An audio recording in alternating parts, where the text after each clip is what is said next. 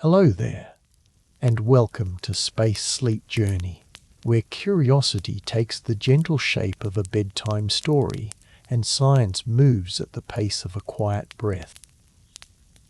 I am so glad you are here tonight.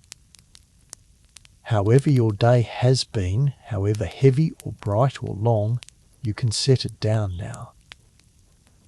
There is nowhere you need to be for the next few hours, and nothing you need to solve. There is only a quiet question, and a slow walk through the dark, and my voice to keep you company while you drift off to sleep. Tonight, we will be wandering toward one of the softest and most beautiful questions in all of space. What are the different kinds of clouds that drift through the universe between the stars? The great clouds we call nebulae. And what does each one have to tell us about how a star is born, how it lives, and how it dies? We will take them one at a time, slowly, from the coldest and darkest and simplest, where a shadow shaped like a horse's head rears against a distant red glow, all the way to the grandest and most violent, where the wreck of an exploded star still spreads across the sky nearly 1,000 years after watchers on Earth saw it blaze in the daylight. And by the end, I think you will find that the whole long tour comes round in a great circle, and that the circle passes quietly straight through you. But before we begin, I would love to know, where in the world are you listening from tonight? Are you in a bright and busy city where the glow of 1,000 streetlights washes the sky to a soft, empty grey, and only the boldest few stars can shine through?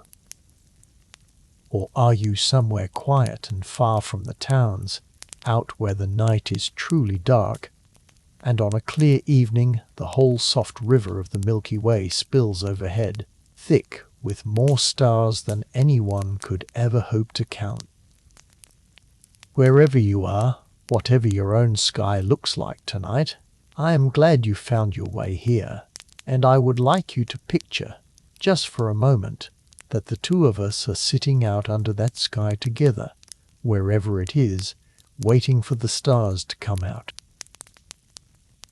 If you find that this quiet voice helps you settle, I would be grateful if you tap the like button or subscribe to the channel so that others who need a calm voice in the dark tonight can find their way here too.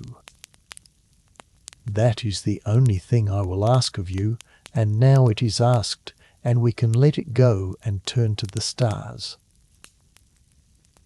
So now take a slow breath and let it out even more slowly. Settle back into your chair or sink down into your pillow and let your body grow easy. Let your shoulders come down from around your ears.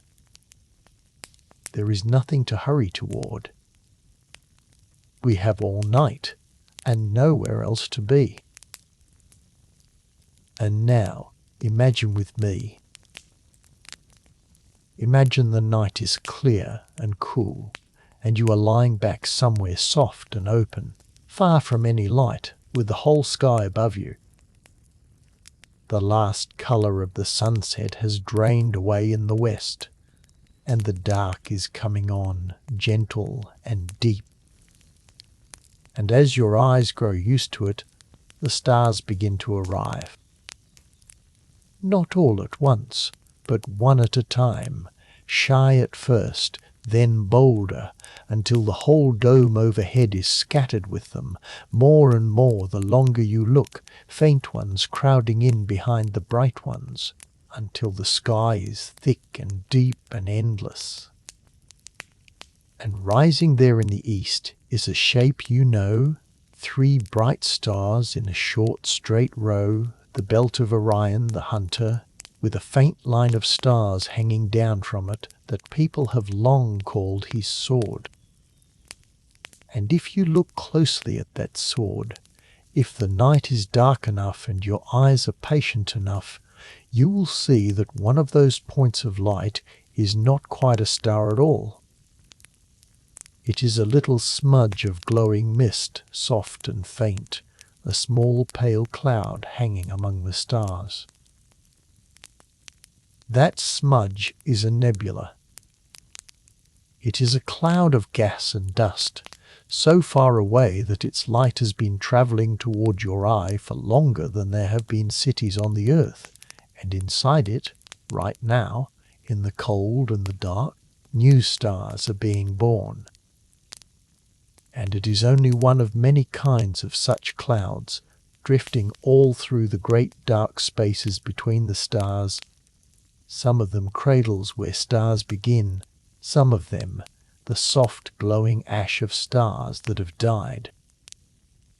And tonight, slowly, gently, with nowhere else to be, we are going to visit all of them and learn what each one has to tell us.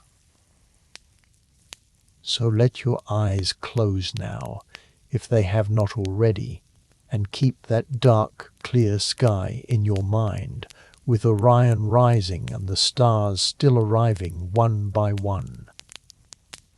Keep hold of that small pale smudge of glowing mist in the hunter's sword, 'cause that is where our journey begins. So let us begin where every star begins, which is with almost nothing at all. Between the stars, in the great dark spaces that look empty from your window, there is something after all. It is thin. It is cold. It is spread so far apart that if you scooped up a whole room of it, you might find only a handful of atoms drifting inside. And yet there is so much of this thin, cold stuff stretched across so many miles that it adds up to more than you can hold in your mind. Astronomers have a plain name for it. They call it the interstellar medium, which only means the material that lies in the space between the stars. And when a patch of that material gathers together, when it thickens into a cloud you could point to, we give it an older and softer name. We call it a nebula. A nebula is a cloud. That is the whole of it, and it is worth saying slowly, because the word can sound grand and far away, and it is really something gentle. It is a cloud of gas and dust floating in the dark. The gas is mostly hydrogen, the lightest and the oldest element there is, the one that was already here when the universe was very young. Mixed in with the hydrogen is a good deal of helium, the second lightest, and then only the faintest trace of everything else. Dust is not the dust of your shelves. It is finer than smoke, tiny grains of carbon and of rock and of ice, each one smaller than the particles in a wisp of chimney smoke, and there are enough of them, drifting together, to dim the light of whole stars behind. That is a nebula. Cloud of hydrogen and helium and a little dust hanging in the space between the stars. Hold that picture lightly for a moment, because everything we wander through tonight is only a different mood of that one simple thing. And here is the quiet surprise, the thread I would like to follow with you all the way to the end. These clouds are not all the same, and they are not all doing the same thing. Some of them are cradles. Inside them, in the cold and the dark, new stars are being born, gathered together out of the gas, one slow grain at a time. And some of them are the opposite. Some of them are the ash. They are what a star leaves behind when its life is over, the last soft breath of the thing that has finished shining. Cloud where a star begins. Cloud where a star ends.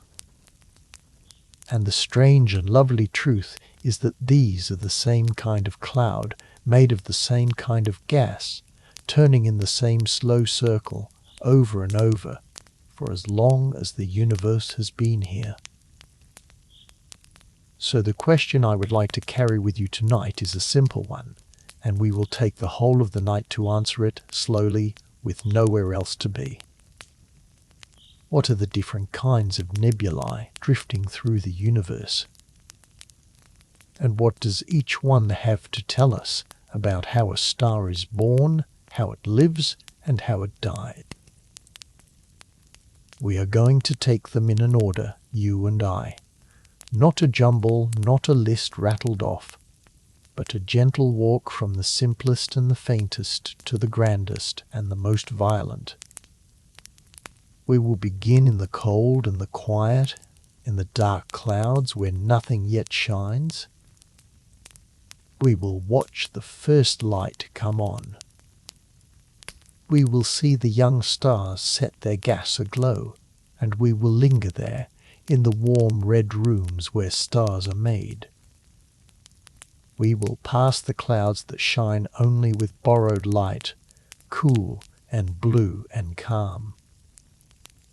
And then we will follow a star all the way to the end. We will watch a gentle star lay down its life in a soft glowing ring. And we will watch a great star die the loud way in a blast whose echo is still spreading across the sky 1,000 years later. And when we have walked the whole path, from the cradle to the ash, I think you will find that we have come round in a circle, and that the circle passes in the end straight through you. There are 5 families we will visit. Let me name them once now, softly, so they are waiting for us, like rooms in a house we are about to walk through, and then we will take each one in its turn and in no hurry at all. The first are the dark nebulae. These are the cold clouds, the ones with no star inside them and none close enough to light them, so that they show themselves only as patches of pure black against the crowded stars behind. They are the cradle. They are where everything else in the night begins. The second are the emission nebulae, and the great glowing nurseries we call H2 regions, which is only a way of saying regions of hydrogen that has been lit up. These are the clouds where the first young stars have switched on, and their fierce light has set the surrounding gas glowing a deep and living red. This is birth, and it is the loudest colour in the sky. The third are the reflection nebulae. These clouds make no light of their own at all. They shine the way a wall shines when you hold a candle near it, by catching the light of a star nearby and scattering it back to you. And because of the way the tiny dust grains scatter light, they come to you a soft and dreaming blue. The fourth are the planetary nebulae, and I will tell you now, so it does not confuse you later, that this is a misleading name and has nothing to do with planets at all. These are the clouds a gentle star breathes out at the end of its long life, the cast-off outer layers of a dying sun, lit from within by the small hot core it leaves behind. This is a soft death, and it is one of the most beautiful things in all the sky.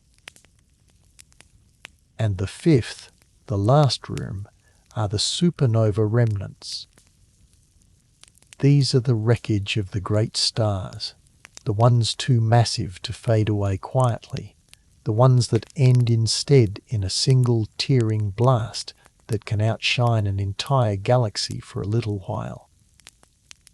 What is left is a shell of torn and glowing gas, racing outward into the dark, still carrying the memory of the night the star came apart. This is a violent death, and it is where the heaviest and most precious of the atoms are made, the ones that will one day find their way into worlds and into water and into you. Dark and emission and reflection and planetary and remnant. 5 clouds. 5 moods of the same thin gas. A cradle, a nursery, a mirror, a gentle grave, and a battlefield. That is the whole of the walk, and we have all night to take it. Now, before we step into the first of them, I want to say one thing about how all of this can even be known, because it matters, and because I think it will make the wonder deeper rather than smaller. Everything I am going to tell you tonight, every distance and every size and every age, is not a guess, and it is not a story someone invented to fill the dark. Each one is a measurement. Someone, somewhere, on a cold night at a telescope, worked patiently to pull that number out of the sky, out of light that had travelled for hundreds or thousands of years before it ever touched a lens. We will come back to that later, in a long and quiet stretch of the night, and I will show you exactly how it is done, how you can weigh a cloud you can never touch and clock the speed of a thing you can never visit. For now, only trust that the numbers are real and that the awe they carry is earned. So let your shoulders come down from around your ears. Let the day you have had drift a little further behind you with each breath. There is nowhere we need to be and nothing we need to solve.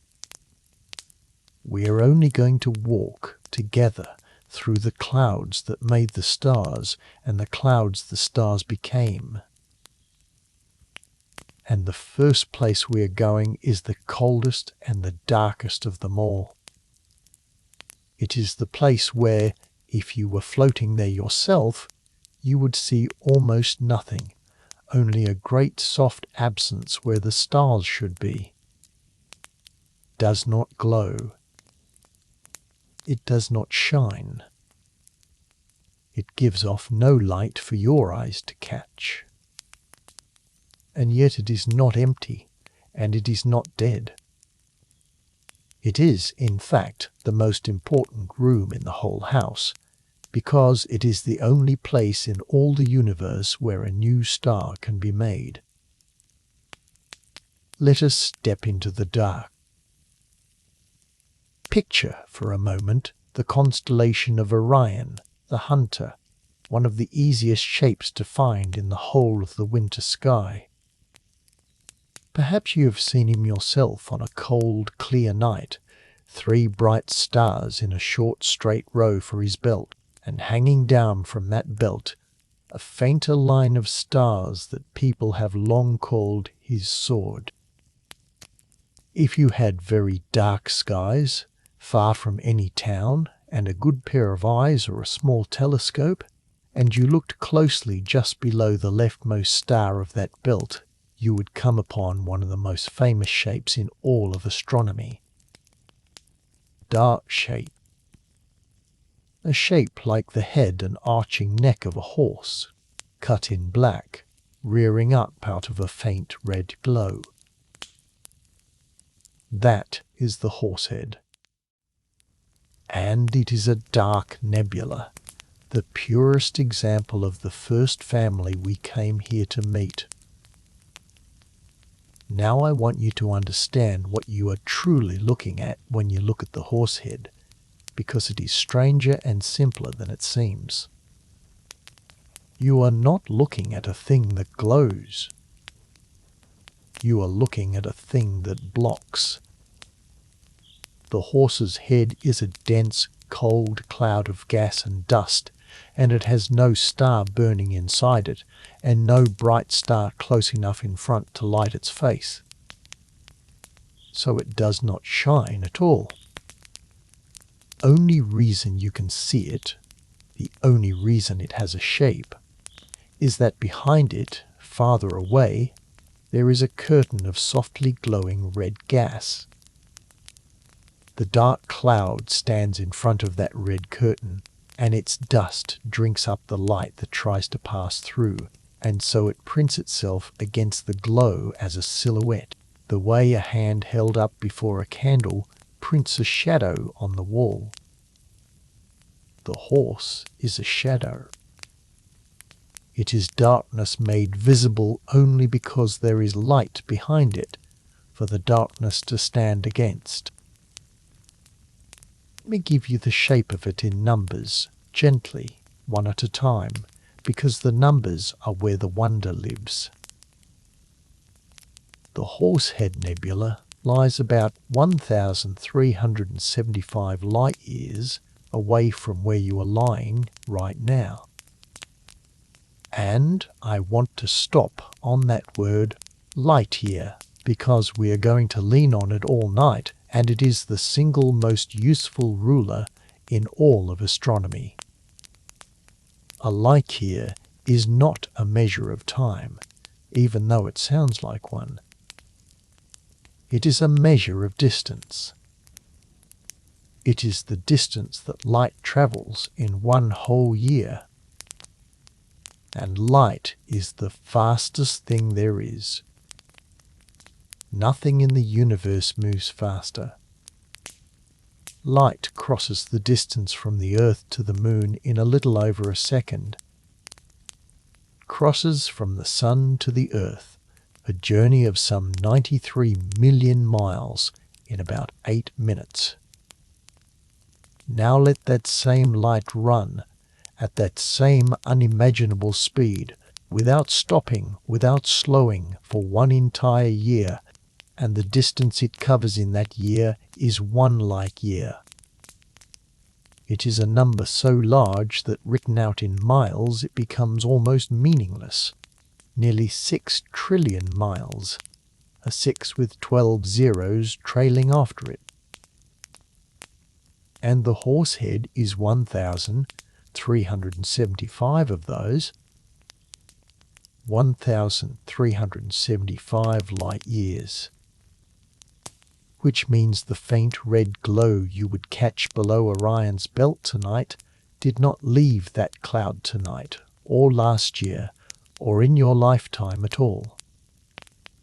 It set out 1,375 years ago, in a century long before your grandparents' grandparents, and it has been falling through the dark toward your eye ever since, the fastest speed the universe allows this entire time.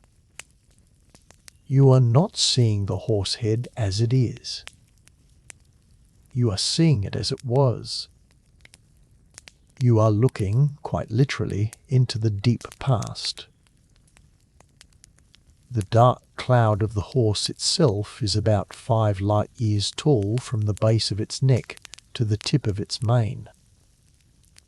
Sit with that for a breath. Light, the fastest thing there is, the thing that crosses from the sun to your face in 8 minutes, would need 5 full years to travel from the bottom of that shadow to the top. If you set out along the horse's neck at the speed of a beam of light, you would be travelling for 5 years before you reached its crown. And that is only one small dark cloud, one shadow among thousands, in one corner of one constellation, in one arm of one ordinary galaxy. And inside those 5 light years of darkness, How much stuff is there? It is cold, and it is thin, thinner than the best vacuum we can make in any laboratory on Earth. And yet it is so vast that when you add it all up, all that thin, cold gas across all those miles, it comes to something like 27 times the mass of our entire sun. 27 suns worth of hydrogen and dust, waiting in the dark, not yet lit, not yet gathered, not yet anything at all. Just waiting. The red glow behind it, the curtain the horse is printed against, is itself a nebula of the second kind, a glowing cloud of lit hydrogen that astronomers list by the plain catalogue name of IC434. And the horse has a plain name of its own, given to it by the astronomer who first gathered up the dark clouds of the sky into a list. His name was Edward Barnard, and in his catalogue the horsehead is simply the 33rd dark nebula, Barnard 33. That is its true name, the one written in the record books. Barnard 33. A shadow of gas, 5 light-years tall, weighing as much as 27 suns, printed against a red curtain 1,300 years of travel away. But it was not Barnard who first found it. And I love the story of who did, because it is a reminder that the great discoveries are not always made by the person whose eye is at the telescope. The horsehead was first noticed in the year 1888, and it was noticed not in the sky at all, but on a photograph, a glass plate coated in light-sensitive chemicals, exposed to that patch of Orion through a telescope and then developed like any picture.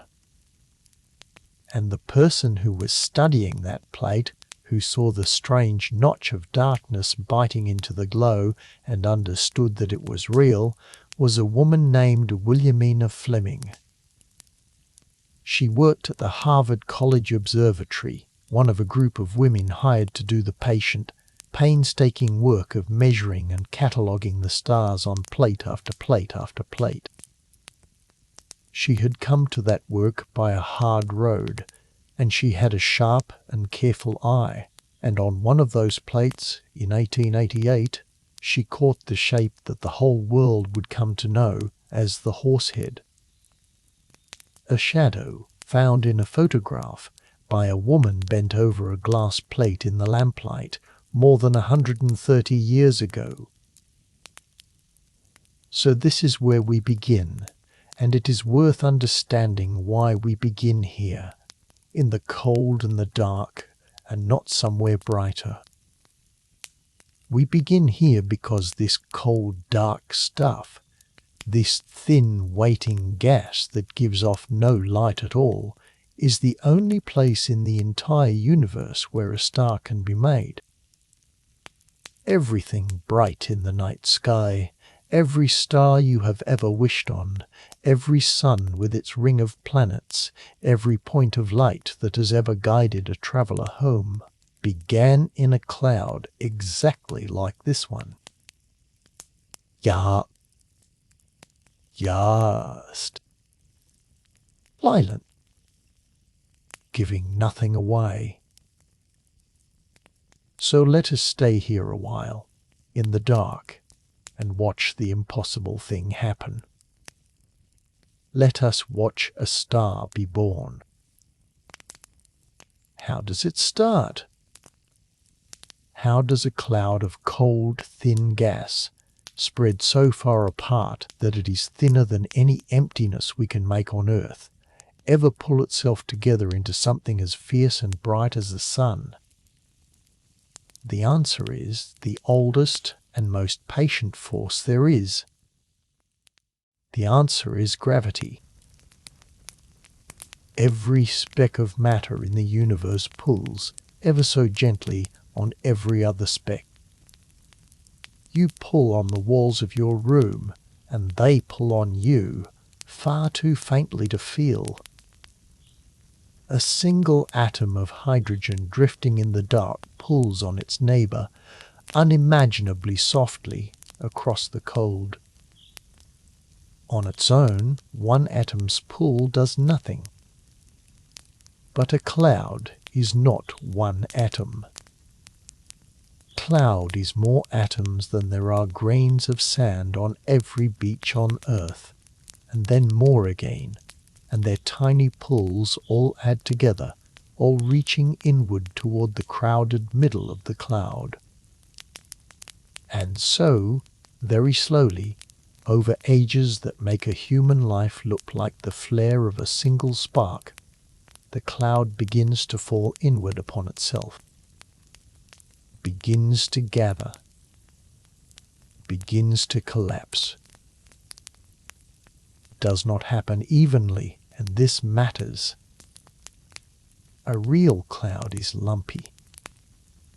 Here and there, by chance, the gas is a little thicker, a little more crowded, and because it is more crowded, its gravity pulls a little harder, and because it pulls harder, it gathers more gas, and because it has gathered more gas, it pulls harder still.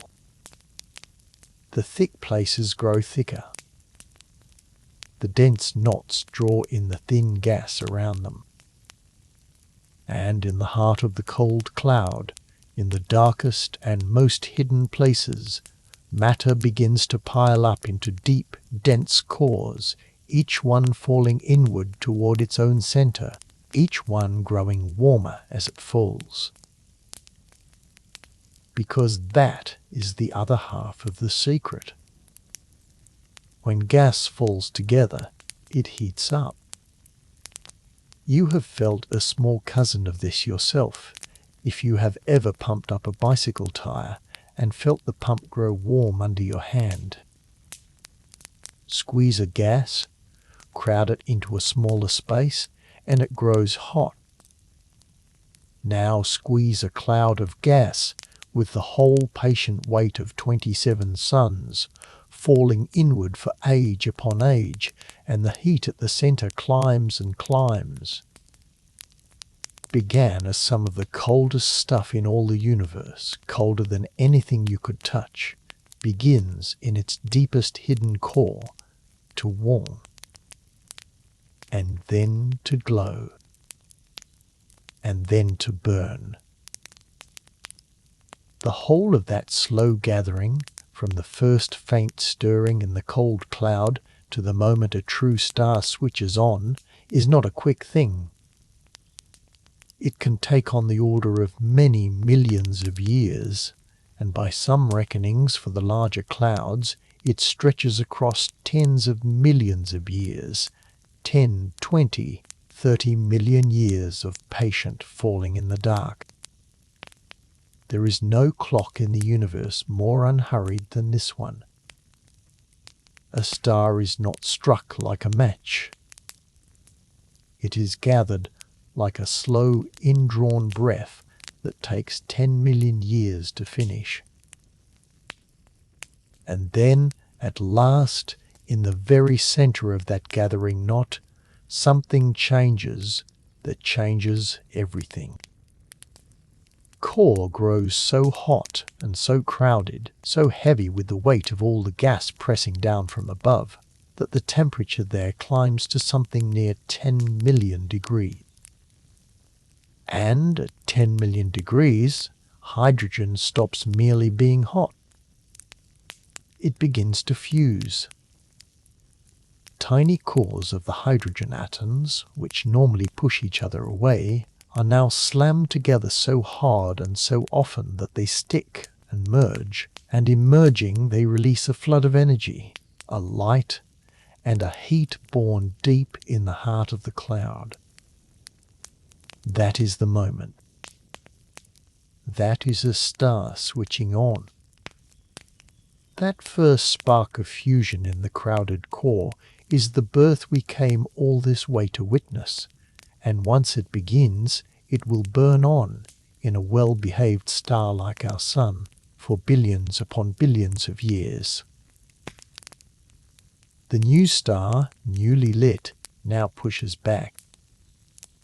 Energy pouring out from its fusing core presses outward against all the gas still trying to fall inward, and a balance is struck, a long and steady balance between gravity pulling in and light pushing out, and that balance is what a star is.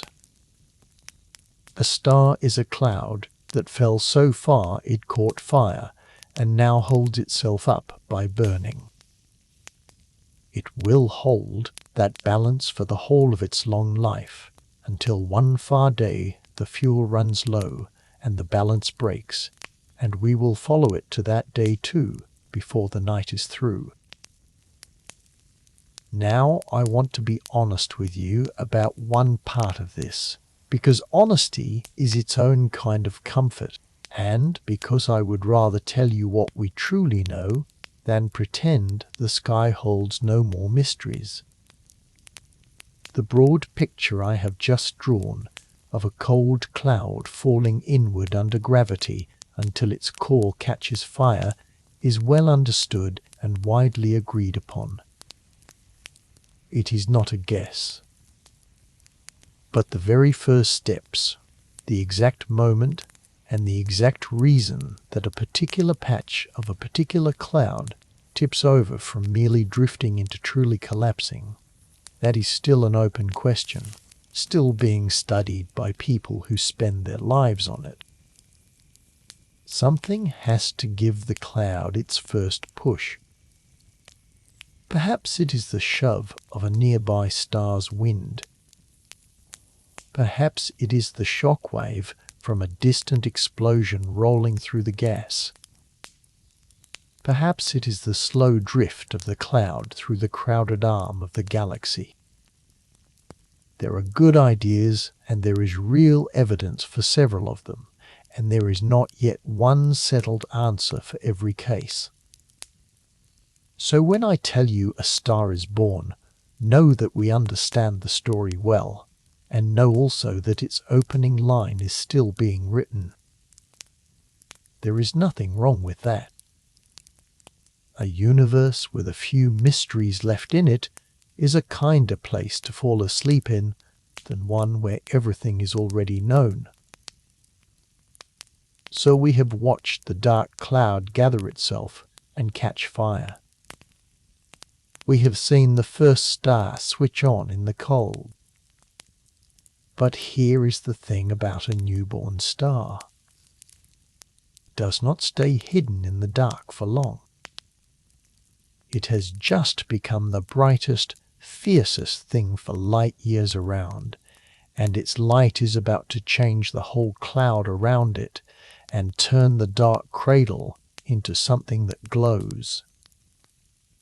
And so we come, gently, to the second family of nebulae and to one of the most beautiful sights in all the heavens.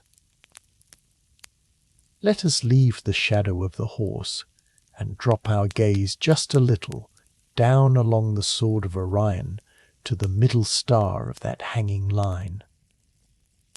Look at it with only your eyes, and it seems a single ordinary star.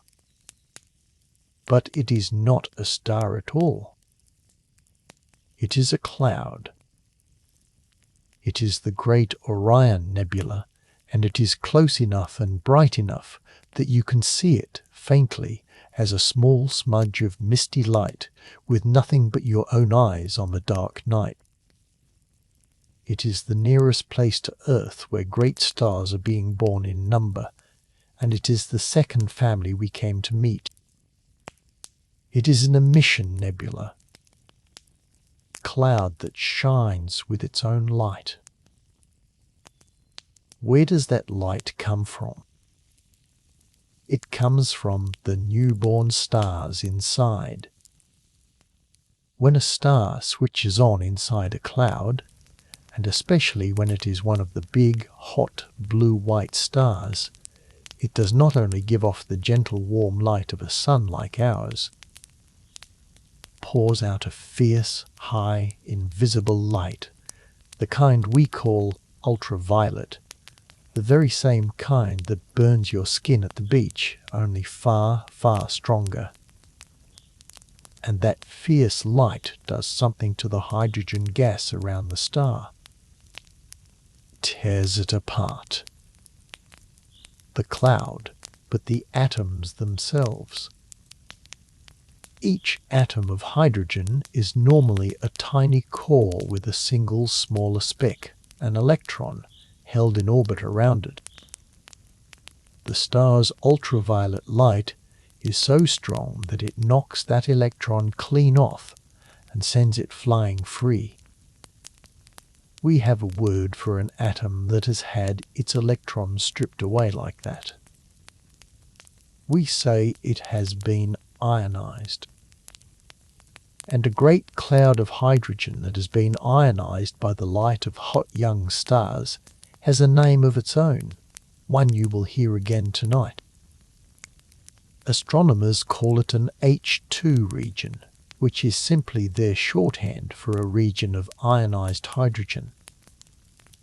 Wherever you find an H2 region, you have found a nursery. You have found a place where stars are being born right now. And then comes the glow.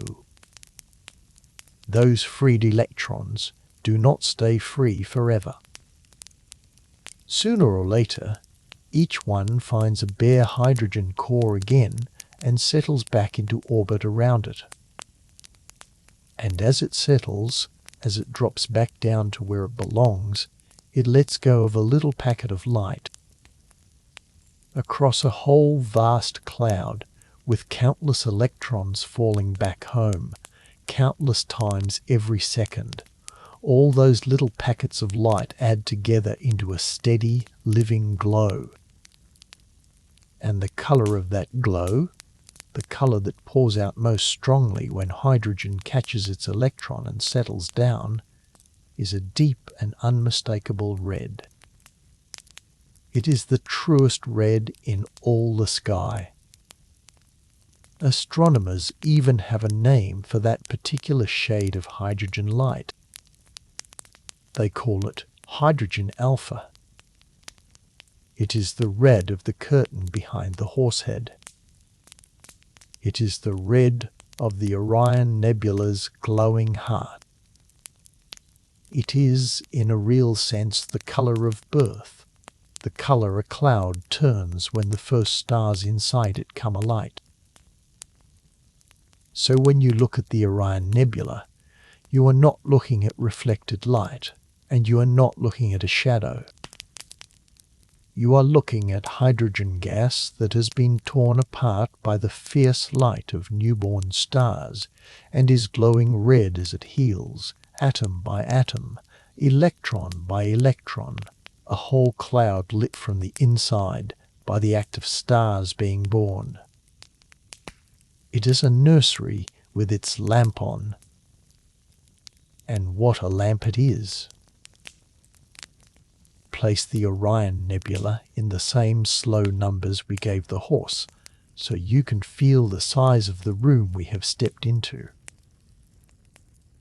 It lies about 1,344 light-years away, which is to say, it sits at very nearly the same great distance as the horsehead, both of them part of the same enormous complex of clouds, draped across the shoulders and sword of Orion. So once again, the light you would catch from it tonight is old light. Light that left the nebula roughly 13 centuries ago and has been crossing the dark toward you ever since.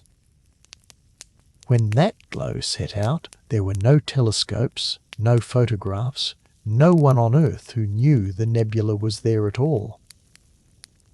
It has been travelling toward this exact night the whole time. And it is enormous. The glowing part of the Orion Nebula stretches about 24 light-years across. I said before that light would need 5 years to cross the dark column of the horsehead. To cross the full width of the Orion Nebula, that same beam of light, the fastest thing there is, would need 24 years. A child born on the night that beam set out from one edge would be a grown adult by the time it reached the other. And all of that space, all 24 light years of it, is filled with glowing, birthing gas. When you weigh it all, the whole shining cloud comes to something like 2,000 times the mass of our sun. 2,000 suns worth of gas gathered in one place, lit red from within, busy making stars. And it is making them in great number. Inside the Orion Nebula are more than 1,000 young stars, most of them so newly formed that on the scale of the universe they are practically newborn, less than 1,000,000 years old, which for a star is the blink of an eye. Some are not even quite stars yet, still gathering, still falling inward, still warming toward that first spark of fusion. It is not one birth we are watching here. It is a whole crowded nursery, 1,000 cradles rocking at once. And right at the heart of it, in the brightest core of the whole glowing cloud, there is a tight little knot of the biggest and most brilliant newborns of all. 4 hot, blazing young stars, packed so close together that early astronomers, seeing them through their telescopes, thought they made a neat little 4-cornered shape and named them for it. They are called the trapezium, after the trapezoid pattern they seem to trace. And these 4 are not gentle suns. They are among the hottest, most massive kind of star there is, and it is their savage ultraviolet light, more than any other, that tears the surrounding hydrogen apart and sets the whole nebula glowing. They are the lamps of the nursery. And the astonishing thing is how tightly they are packed. Those 4 fierce stars, each one far larger and hotter than our sun, all sit together inside a bubble only about 1.5 light years across. In our own corner of the galaxy, the nearest star to the sun is more than 4 light years away, across cold and empty dark. But in the trapezium, 4 giant stars crowd into a space 1/3 of that width, blazing side by side. If you could stand on a world in that cluster, if such a thing could exist there, your night would never truly be dark. There would be brilliant suns hanging close on every side, and the whole sky would glow. I find it steadying somehow to know that this is going on right now, tonight, while you lie here in the quiet.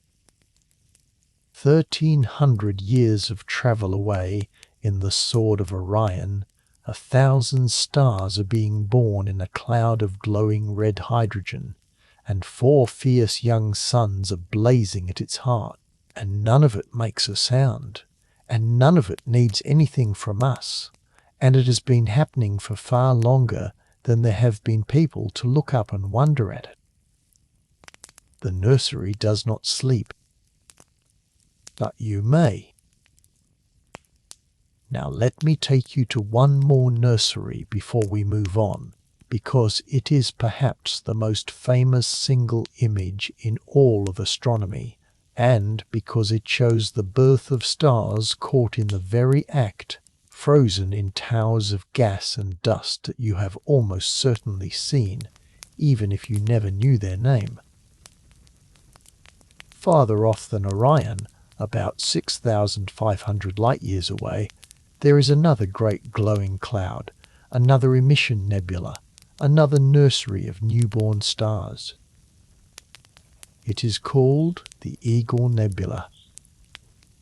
and rising up inside it, sculpted out of the darker, denser gas by the fierce light and wind of the young stars nearby, are three vast columns of dust and cold hydrogen, standing like the towers of some enormous cathedral, or like great pillars holding up a roof of stars. They have been given a name that fits them perfectly. They are called the Pillars of Creation. And that name is not just poetry. It is true in the most literal way. Inside those columns, buried deep in the dense cold gas at their tips and along their flanks, new stars are being born at this very moment, gathering themselves in the dark, just as we watched happen in the cradle of the Horsehead. Pillars are being slowly eaten away from the outside by the light of the hot stars around them, and where the gas is densest, where a knot has already begun to collapse into a star, that knot resists, and a little finger of cloud is left standing in its shadow. So the towers are both dying and giving birth at once, worn away above, and cradling new suns within. And their scale is very hard to hold in the mind. Pillars of creation are each somewhere between 4 and 5 light years long. Think again of what a light year is, the distance light crosses in a year, nearly 6 trillion miles. Each of these towers is 4 or 5 of those, tip to base. Means a single one of the pillars of creation is longer than the entire distance from our sun to the nearest neighbouring star. You could not fit our whole solar system inside one of these columns. You could not fit 100 of our solar systems, laid end to end, inside one of these columns. They are towers of gas, taller than the gulf between the stars, and inside them patiently new suns are being lit. We have seen these pillars twice in my lifetime with new eyes, and each time they told us more. The first great picture of them came from the Hubble Space Telescope in the year 1995, and it became one of the most beloved images ever made of the sky, printed on walls and book covers all over the world. Hubble looked again in the year 2014 and gave us an even sharper view. And then, in the year 2022, a new telescope turned its gaze upon them, the James Webb Space Telescope, which sees not in ordinary light, but in infrared, the deep, warm light that lies just beyond what your eyes can catch. And that made all the difference, because infrared light passes through dust that would stop ordinary light cold. So when Webb looked at the pillars of creation, it could see straight into and through the towers, into the dusty places where new stars hide, and there they were, newborn suns only a few 100,000 years old, glowing warm and red inside the columns that made them. Stars so young that our own sun, at some 4.5 billion years old, is many thousands of times their elder. We were, quite plainly, looking at babies. Stars still wet from birth, still wrapped in the gas that bore them. So we have been to the cradle, and we have been to the nursery. We have seen the cold, dark cloud, and we have seen it catch fire and glow red with the birth of stars. Now I want to take you to a gentler, quieter kind of cloud, one that neither hides in shadow nor burns with its own light, but simply borrows the light of others and gives it back, changed. These are the reflection nebulae, the third of our 5 families, and they are, to my eye, the most restful of them all. A reflection nebula is a cloud of dust that makes no light whatsoever. There are no newborn stars fierce enough inside it to tear its hydrogen apart and set it glowing red. There is only dust drifting cold in the dark. Nearby, close enough to matter, there is a bright star, and the countless tiny grains of dust in the cloud catch that star's light and scatter it in every direction, the way dust motes in a sunbeam catch the light and glow, or the way a wall lights up softly when you carry a candle past it in a dark room. The cloud does not shine. It reflects. It wears another star's light like borrowed clothing, and shows it back to you softened and spread across the dark. And here is the loveliest part, the part that ties the sky to something you have seen with your own eyes every single day of your life. A reflection nebula is almost always blue. Not red, like the glowing nurseries, but a soft, deep, dreaming blue. And the reason it is blue is exactly the same reason the sky above your head is blue on a clear afternoon. Let me walk through that slowly, because it is one of those rare places where the largest things in the universe and the most ordinary thing in your own day turn out to run on the very same rule. Starlight, or sunlight, is not really a single colour. It is all the colours mixed together, from red at one end through orange and yellow and green to blue at the other. Now, when that mixed light passes through a haze of very tiny particles, whether they are the tiny molecules of air over your town, or the tiny grains of dust in a cloud between the stars, the particles scatter the light. But they do not scatter every colour equally. Tiny particles are much better at deflecting the short, tight blue waves than the long, lazy red ones. So the blue light gets flung about in every direction, scattered all across the haze, while the red light mostly passes straight on through. This bouncing about of the blue light more than the red has a name, after the scientist who first explained it. It is called Rayleigh scattering. And it is why your daytime sky is blue. The whole dome of blue above you on a summer afternoon is simply sunlight, with its blue parts scattered across the air in every direction so that it seems to come from the whole sky at once. Now lift that same rule up off the earth and set it out among the stars. Cloud of fine dust, a bright star nearby, and the same thing happens. The dust scatters the star's blue light in every direction out toward you, while letting more of the red pass by. And so the cloud glows a soft, cool blue, lit with borrowed and scattered starlight, for exactly the reason the sky over your rooftop is blue. The universe, it turns out, paints its distant clouds and your own afternoon with the very same brush. Let me show you 2 of these blue clouds so the idea has a face.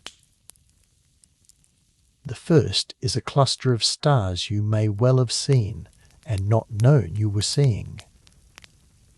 On a clear night in the shoulder of the constellation Taurus, not far from Orion, there is a small tight knot of stars that looks a little like a tiny dipper, a little clutch of bluish points huddled close together.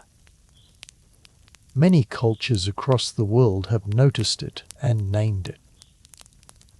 We often call it the Pleiades, or the Seven Sisters, though most eyes see 6 stars there, and a keen eye on a dark night may catch more. These are hot, young, blue-white stars, all born together from the same cloud, not so very long ago as stars measure time. And they happen, right now, to be drifting through a patch of dust.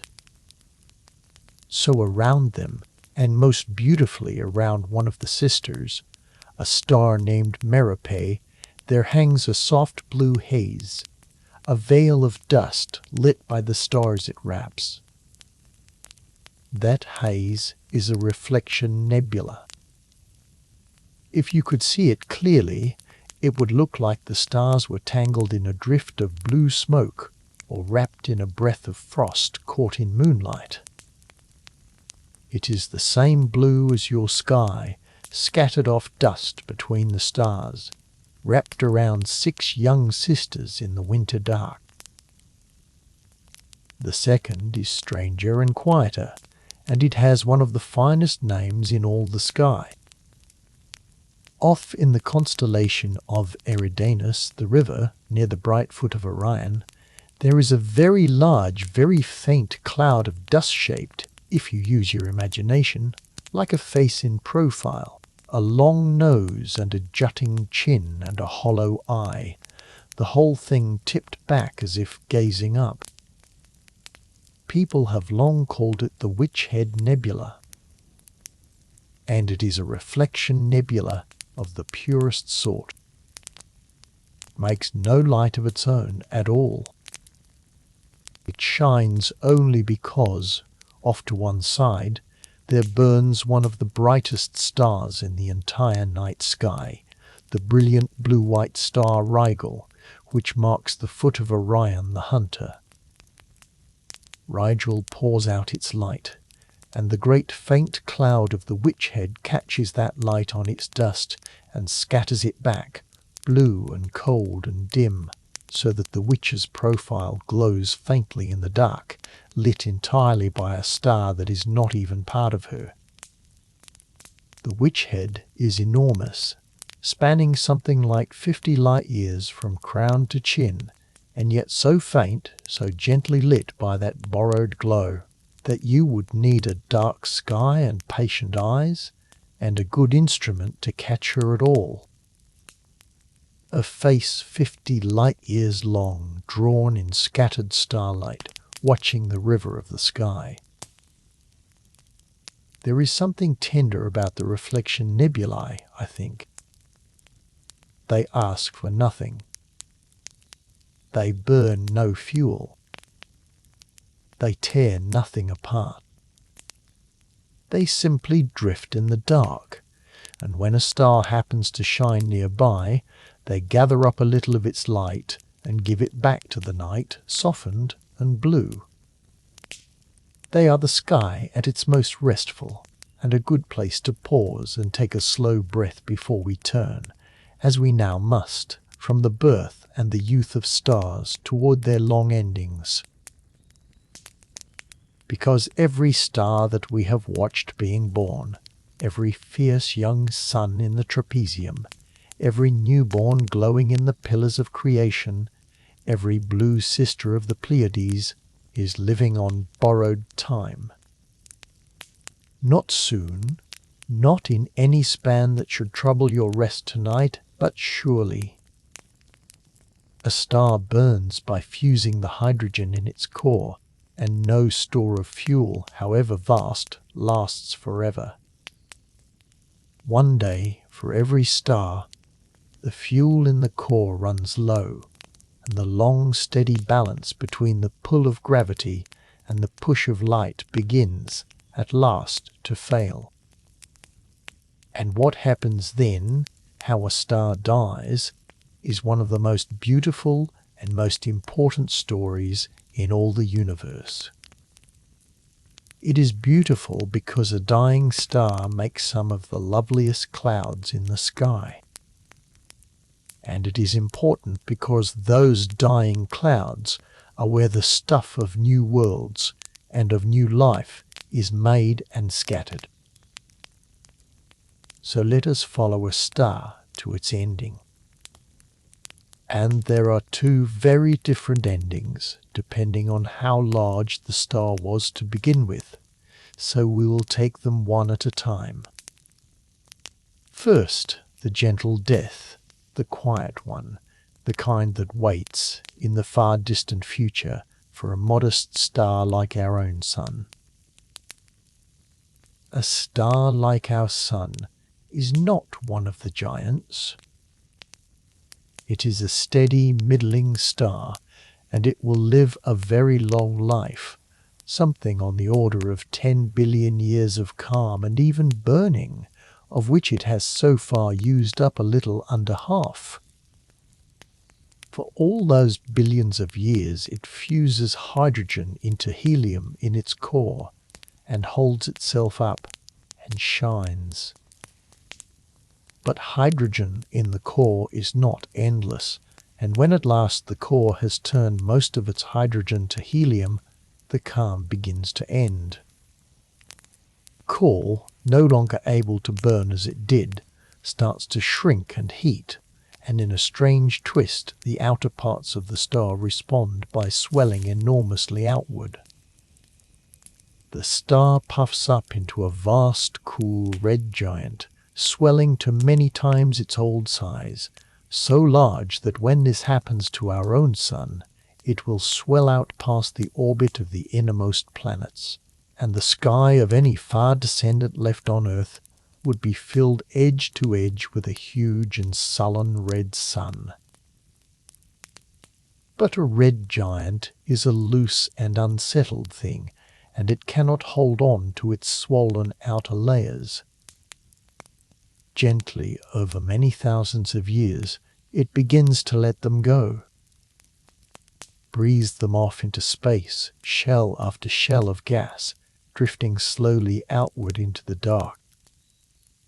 And when enough of the outer layers have drifted away, they lay bare the small, fiercely hot core that was hiding at the center all along, the last dense ember of the star.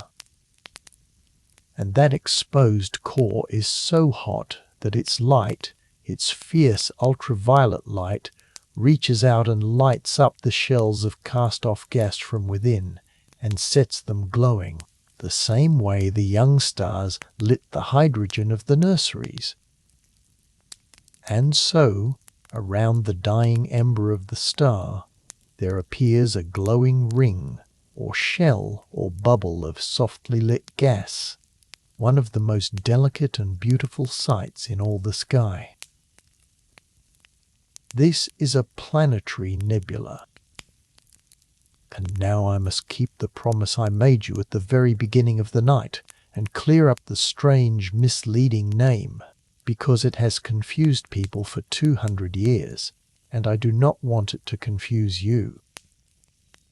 Planetary nebula has nothing whatsoever to do with planets. Not one thing. No planet is involved, no planet is being born, no planet is being destroyed. The name is simply an old mistake that stuck. When the early astronomers first saw these objects through their small telescopes, long ago, they could not make out the delicate detail we can photograph today. They saw only small, round, softly glowing disks, pale circles of light. And a small, round, pale disk, seen through the telescopes of that time, looked rather like the disk of a distant planet, like the greenish face of Uranus or Neptune. So the astronomer who named them, William Herschel, called them planetary nebulae, meaning nebulae that look like little planets. The name was wrong about what they are, but it was too late, and it has stuck ever since. So whenever you hear it, gently set the planets aside in your mind and remember the truth. Planetary nebula is a dying sun, breathing out its outer layers, lit from within by the ember it is becoming. It is a death, and a soft and radiant one. Let me show you the most famous of them all. High in the little constellation of Lyra, the Harp, there is a small, perfect ring of glowing gas, so neat and round that through a modest telescope it looks like a faint smoke ring blown against the stars, or a tiny luminous donut hanging in the dark. It is called, for the obvious reason, the Ring Nebula. And it is a planetary nebula. The cast-off shells of a dying star seen very nearly face on, so that we look down the barrel of the expanding gas and see it as a bright glowing circle with a dimmer centre, a ring drawn in light. It lies about 2,500 light-years away in round numbers, and I want to pause on the roundness of that number, because it is honest and it matters. Astronomers, looking carefully, put the distance at something close to 2,500 light-years, and they are careful to say that this figure carries some uncertainty, that it could be a little more or a little less, because measuring the distance to such an object is genuinely hard, as we will see later tonight. So I will not pretend to a precision that the sky does not give us. It is about 2,500 light-years away, give or take. The glowing ring itself is a little more than 1 light-year in radius, which is to say, the whole delicate smoke ring is a couple of light-years across, a thing you could not cross in a human lifetime at any speed we can dream of, and yet it looks, from here, like a tiny ring you could slip on a finger. The very centre of the ring, if you look closely, there is a faint, small, intensely hot point of light. That is the ember. That is the exposed core of the dead star, the thing that is lighting the whole ring from within. It has a future, and it is a quiet one.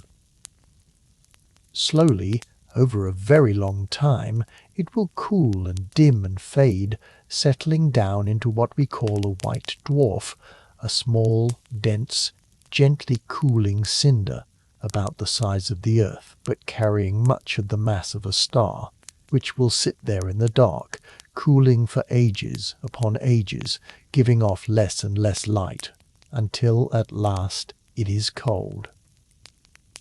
That is the true and final fate of a star like our Sun.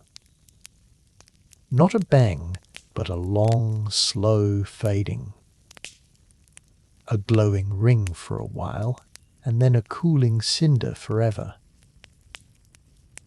And here again, the newest eyes have shown us more than we knew. When the James Webb Space Telescope turned its infrared gaze on the Ring Nebula, it found detail no one had seen before. It found a faint outer halo of hydrogen surrounding the bright ring, gas the dying star had shed even earlier, too dim to see in ordinary light, but glowing warm in the infrared. And within the ring itself it counted something extraordinary, some 20,000 dense little clumps of cold molecular hydrogen, knots and droplets of denser gas scattered all through the glowing shell, like curds in milk or like seeds in a fruit. 20,000 small dense clumps, each one a knot of the star's own cast-off breath, drifting outward into the dark. We had looked at the Ring Nebula for 200 years, and it still had 20,000 secrets to show a sharper eye. Now here is the part of this I would like you to carry gently to sleep with you, because it is not a frightening thing but a strangely comforting one. Everything I have just described, the swelling into a red giant, the breathing away of the outer layers, the delicate glowing ring, the slow fade to a cooling cinder, is not only the story of some far-off star in the heart.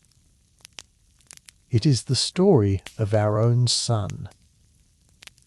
In roughly 5 billion years, long after every trouble of this age is forgotten, long after the whole of human history has become too small to see, our sun will come to the end of its hydrogen and swell into a red giant and gently breathe its outer layers away into space, and for a while it will wear a glowing ring of its own, planetary nebula drawn in the very atoms that today make up the sun's outer skin.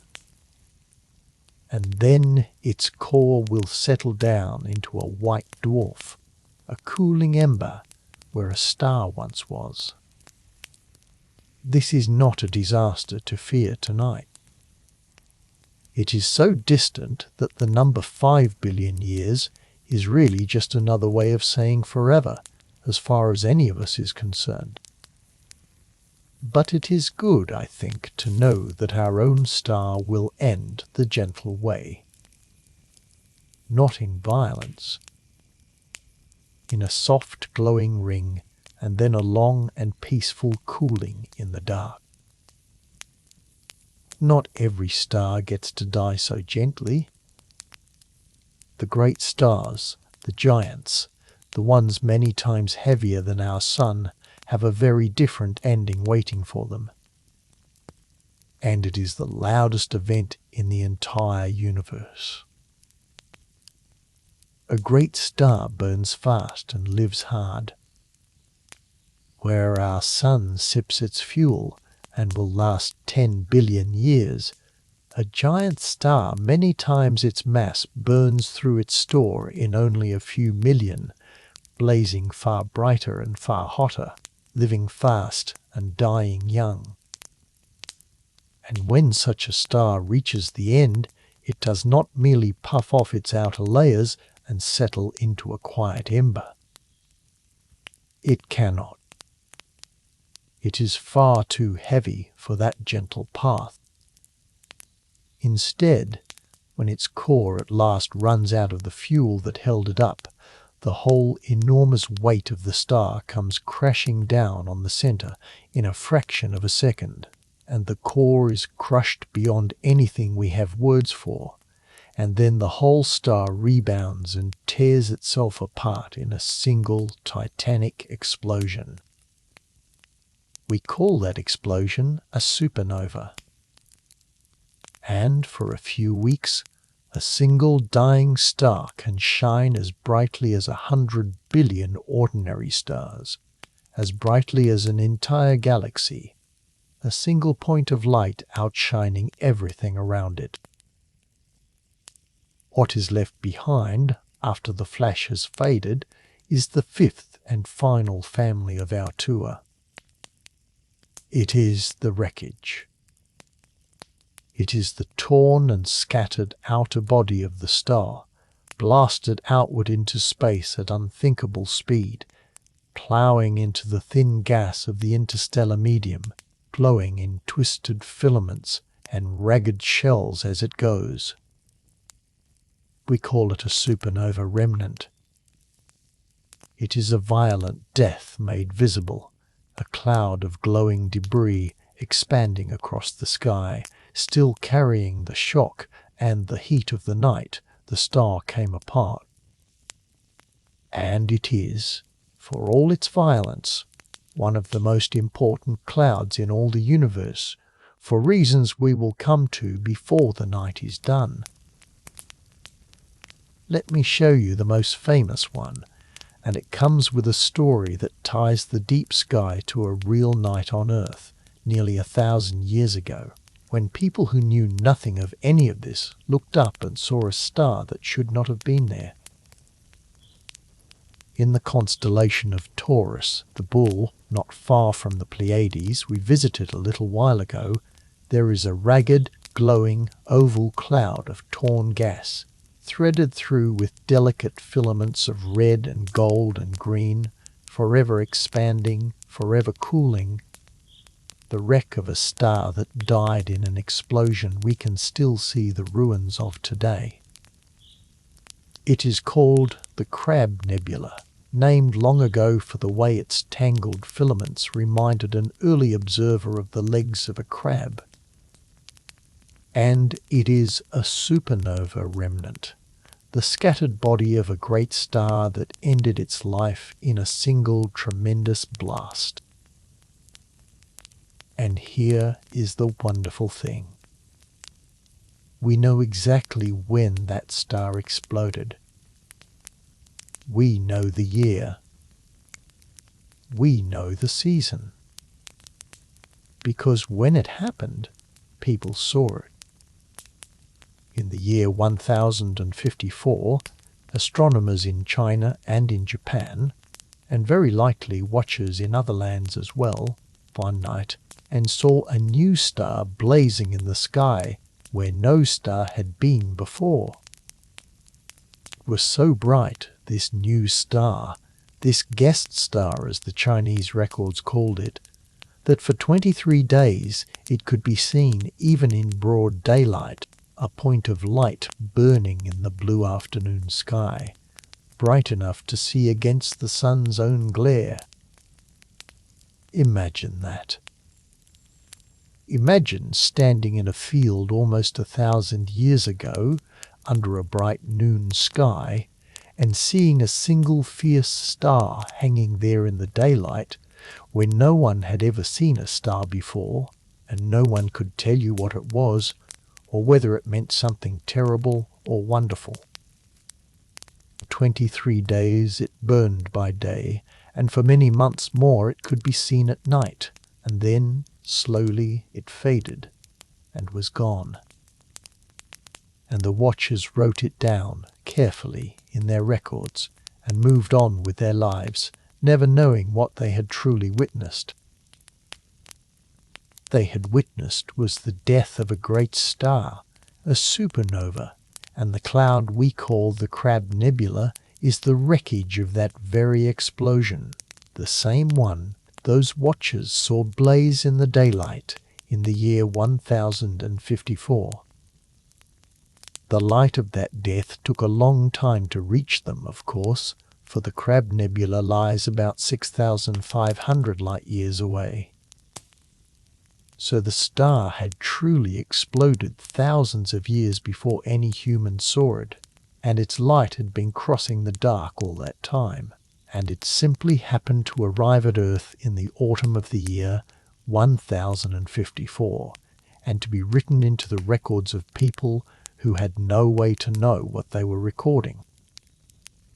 And now, nearly 1,000 years later, on this quiet night, you know what those watchers saw. You know its name. The Crab Nebula is still expanding, still flying apart from that ancient blast, and it is doing so at a speed that is very hard to hold in the mind. Its torn filaments are racing outward at something like 900 miles every second. Not every hour. Not every minute. Every second. In the time it takes you to breathe in slowly and breathe out again, the edge of the Crab Nebula has flung itself another 10 or 12,000 miles farther into the dark. It has been doing this without pause for nearly 1,000 years, and it will go on doing it for ages more, spreading its glowing debris ever wider across that corner of Taurus. When you weigh the whole expanding wreck and measure it across, it comes to something like 6 light-years wide and still growing. Cloud of shattered star that light itself would need 6 years to cross. And at the very heart of the Crab Nebula, in the dead center of all that expanding wreckage, there is something that I find almost impossible to describe, without falling silent for a moment first. When the great star's core was crushed in the explosion, it was not destroyed. It was compressed, squeezed down past all imagining, until all the mass of a thing larger than our sun was packed into a ball only about a dozen miles across, a sphere so dense that a single spoonful of it would weigh as much as a mountain. We call such an object a neutron star, and it is one of the strangest things the universe makes. And this particular one, the crushed heart of the crab, is spinning. It is spinning with astonishing speed, turning fully around about 30 times every single second. 30 times a second. Faster than you could ever hope to see. Faster than a hummingbird's wing, a whole dead star turning 30 times in the space of one of your heartbeats. And as it spins, it sweeps a beam of energy around the sky like the most precise lighthouse ever built. And each time the beam sweeps past the Earth, we catch a pulse of it, 30 pulses every second, steady and unfailing. For this reason, we call this kind of spinning neutron star a pulsar, and this one is the Crab pulsar. The beating heart at the center of the wreck, a lighthouse spinning in the ruins of the star it once was. And it is not only spinning there quietly. The Crab pulsar is pouring out a wind of energy and particles into the cloud around it, and that wind is feeding the nebula, lighting it, and even, it seems, helping to drive its expansion faster than the old explosion alone could account for. This is the leading explanation for why the crab shines and moves the way it does, and I will tell you honestly that the exact details, precisely how much the pulsar drives the nebula and how, are still being studied and refined by people who watch it closely. It is not a fully closed case. The broad picture is clear and well-founded. At the heart of the crab, a crushed and spinning star still pushes on the ruins of its own death, nearly 1,000 years on, and will go on pushing, steady as a heartbeat, for ages yet. Now we come to the long, slow, quiet heart of the night, and it is my favorite part, so I hope you will stay with me here even as you drift, because there is nothing in it to startle you, and a great deal in it to soothe. I have been telling you numbers all night. I have told you that the Horsehead is 1,375 light-years away, that the Orion Nebula is 24 light-years across, that the Crab is flying apart at 900 miles a second, that its heart spins 30 times each second. And you might, very reasonably, have been wondering something this whole time. How could anyone possibly know that? How do you measure a cloud you can never visit, never touch, never reach, a cloud so far away that its light has been traveling toward you for longer than there have been cities on the earth? How is any of this known at all? This is the question I love most, and the answer is one of the quietest triumphs of the human mind. We have learned to read the sky without ever leaving the ground, to weigh clouds we cannot touch and clock the speed of things we can never chase, and we have done it almost entirely by paying very close attention to one thing: light. The light that falls on us from those distant clouds is not empty. It is not a blank glow. It is written all over, in a language we have slowly learned to read, and it carries in it the answer to nearly every question we have asked tonight. So let me show you, slowly and in no hurry at all, how we listen to the light. The first and greatest trick is this. When light comes to us from a distant cloud, we do not simply look at it. We spread it out. We take that thin thread of light and we pass it through an instrument that fans it out into all its separate colours, the way a drop of rain in the air fans sunlight out into a rainbow, or the way a glass prism on a windowsill throws a band of colours across the floor. Spread out like that, from red at one end to blue at the other, the light of a cloud becomes a long, soft band of colour, and that band is called a spectrum. And the spectrum, once you know how to read it, is a message. It is the cloud telling you what it is made of. Here is why. Every kind of atom, every element, gives off light only at its own particular set of colours, and no others. Hydrogen glows at one exact set of colours that belong to hydrogen alone. Helium glows at its own different set. Oxygen at another, nitrogen at another, sulfur at another. Each element has its own signature written in colour, as unique and as unmistakable as a fingerprint, and it never changes and never lies. So when we spread out the light of a distant nebula and look at which exact colours are glowing brightly in its spectrum, we are reading, straight off the sky, the very list of ingredients in that cloud. We see the fingerprint of hydrogen bright and strong, and we know the cloud is mostly hydrogen. We see the mark of helium, and we know there is helium there too. We find the traces of oxygen and nitrogen and sulfur, and we know they are present, and even roughly how much.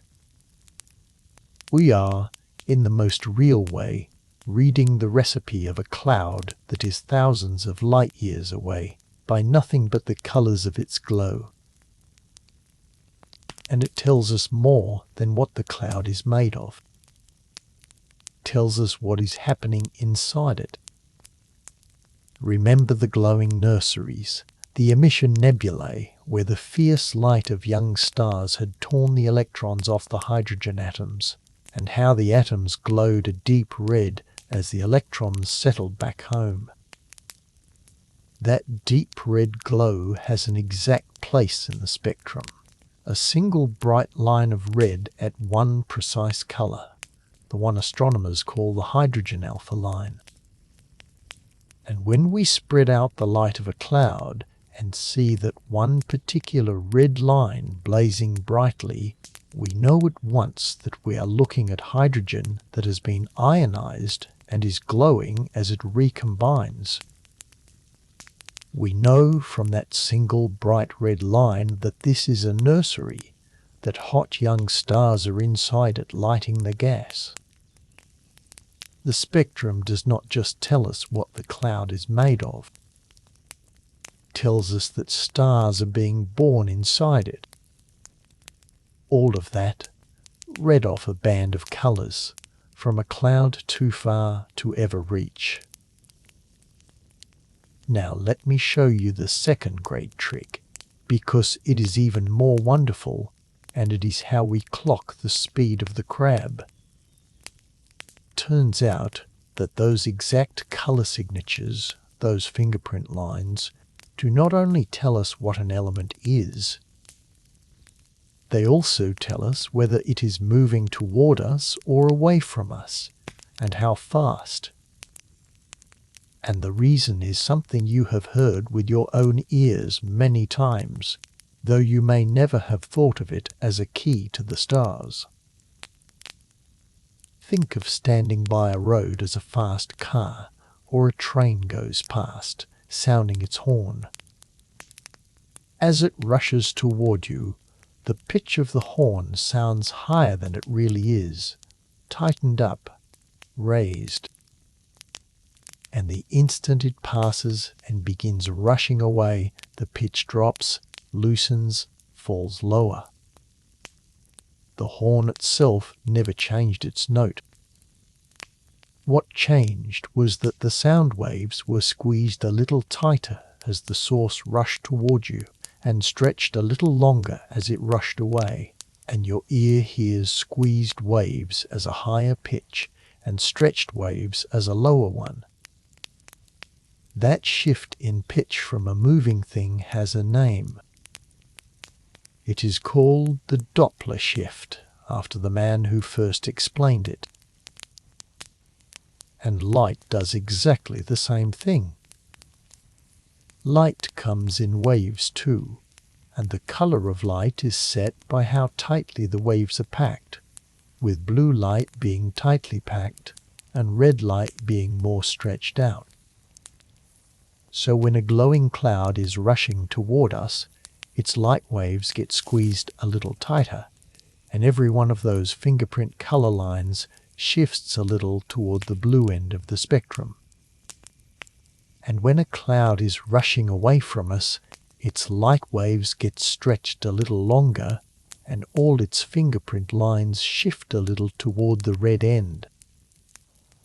We call those two cases a blue shift and a red shift. And because we know exactly where each fingerprint line is supposed to sit when a thing is standing still, we can measure precisely how far it has shifted, and from the size of that shift, we can work out exactly how fast the cloud is moving toward us or away from us. Not roughly. Precisely. So think about the Crab Nebula, that expanding wreck of the star that died in the year 1054. It is a shell of gas flying apart in every direction.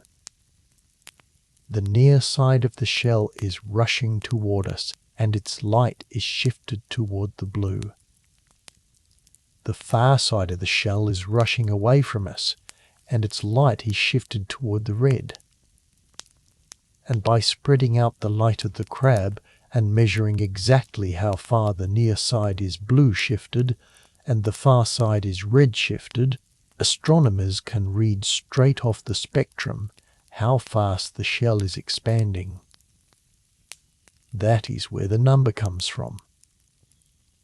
That is how we know the crab is flying apart at some 900 miles a second, though we have never gone there, never touched it, never will. We measured the color of its light, and the color told us its speed. Cloud, in a sense, told us itself in the only language it has, which is light. There is a third way we come to know these clouds, and it is the most patient of all, and in some ways the most human, because it asks us simply to look, and then to wait, and then to look again. The clouds are moving. We have said so all night. The crab is expanding, the Orion Nebula is churning, the pillars of creation are being slowly worn away. They are so far away that in a single night, or a single year, they seem to hold perfectly still, frozen against the stars. So to catch them in the act of moving, we do the one thing the universe rewards above almost all others. We are patient. We take a picture of a nebula, and we keep it carefully, and then we wait years, and then we take another picture of the very same cloud from the very same instrument, and we lay the two side by side. And when we do that, the cloud has moved. Ever so slightly, the filaments of the crab have crept outward. The knots of gas have drifted. Edges have expanded. It is far too slow to see in a night or a season, but across years and decades it becomes plain to the eye, a real measurable motion, the cloud physically expanding before us in slow time-lapse.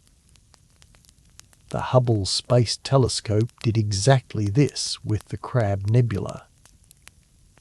It photographed the whole nebula in fine detail, and then, a full 25 years later, it photographed it again, and when astronomers compared the two images, taken a quarter of a century apart, they could watch the wreckage of that ancient star visibly pushing outward, wave upon wave of glowing filament creeping farther into the dark. 25 years of waiting folded into a single motion you can see. There is a lesson in that, I think, for a mind trying to fall asleep. Some truths do not come to the quick or the anxious. They come only to the patient, to those willing to look and keep the picture and wait and look again.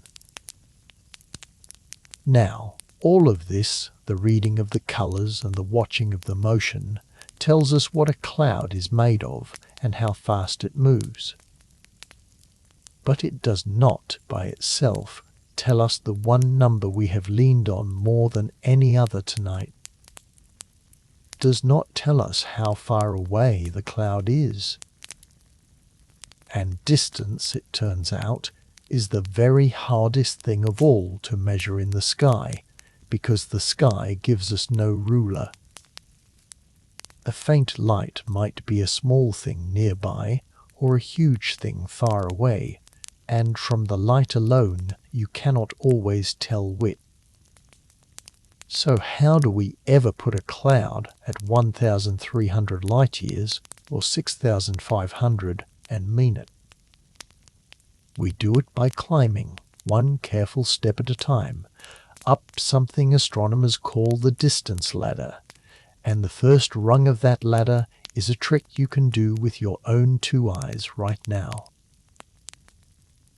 Hold up one finger at arm's length and look at it first with only your left eye, then only your right, closing one and then the other.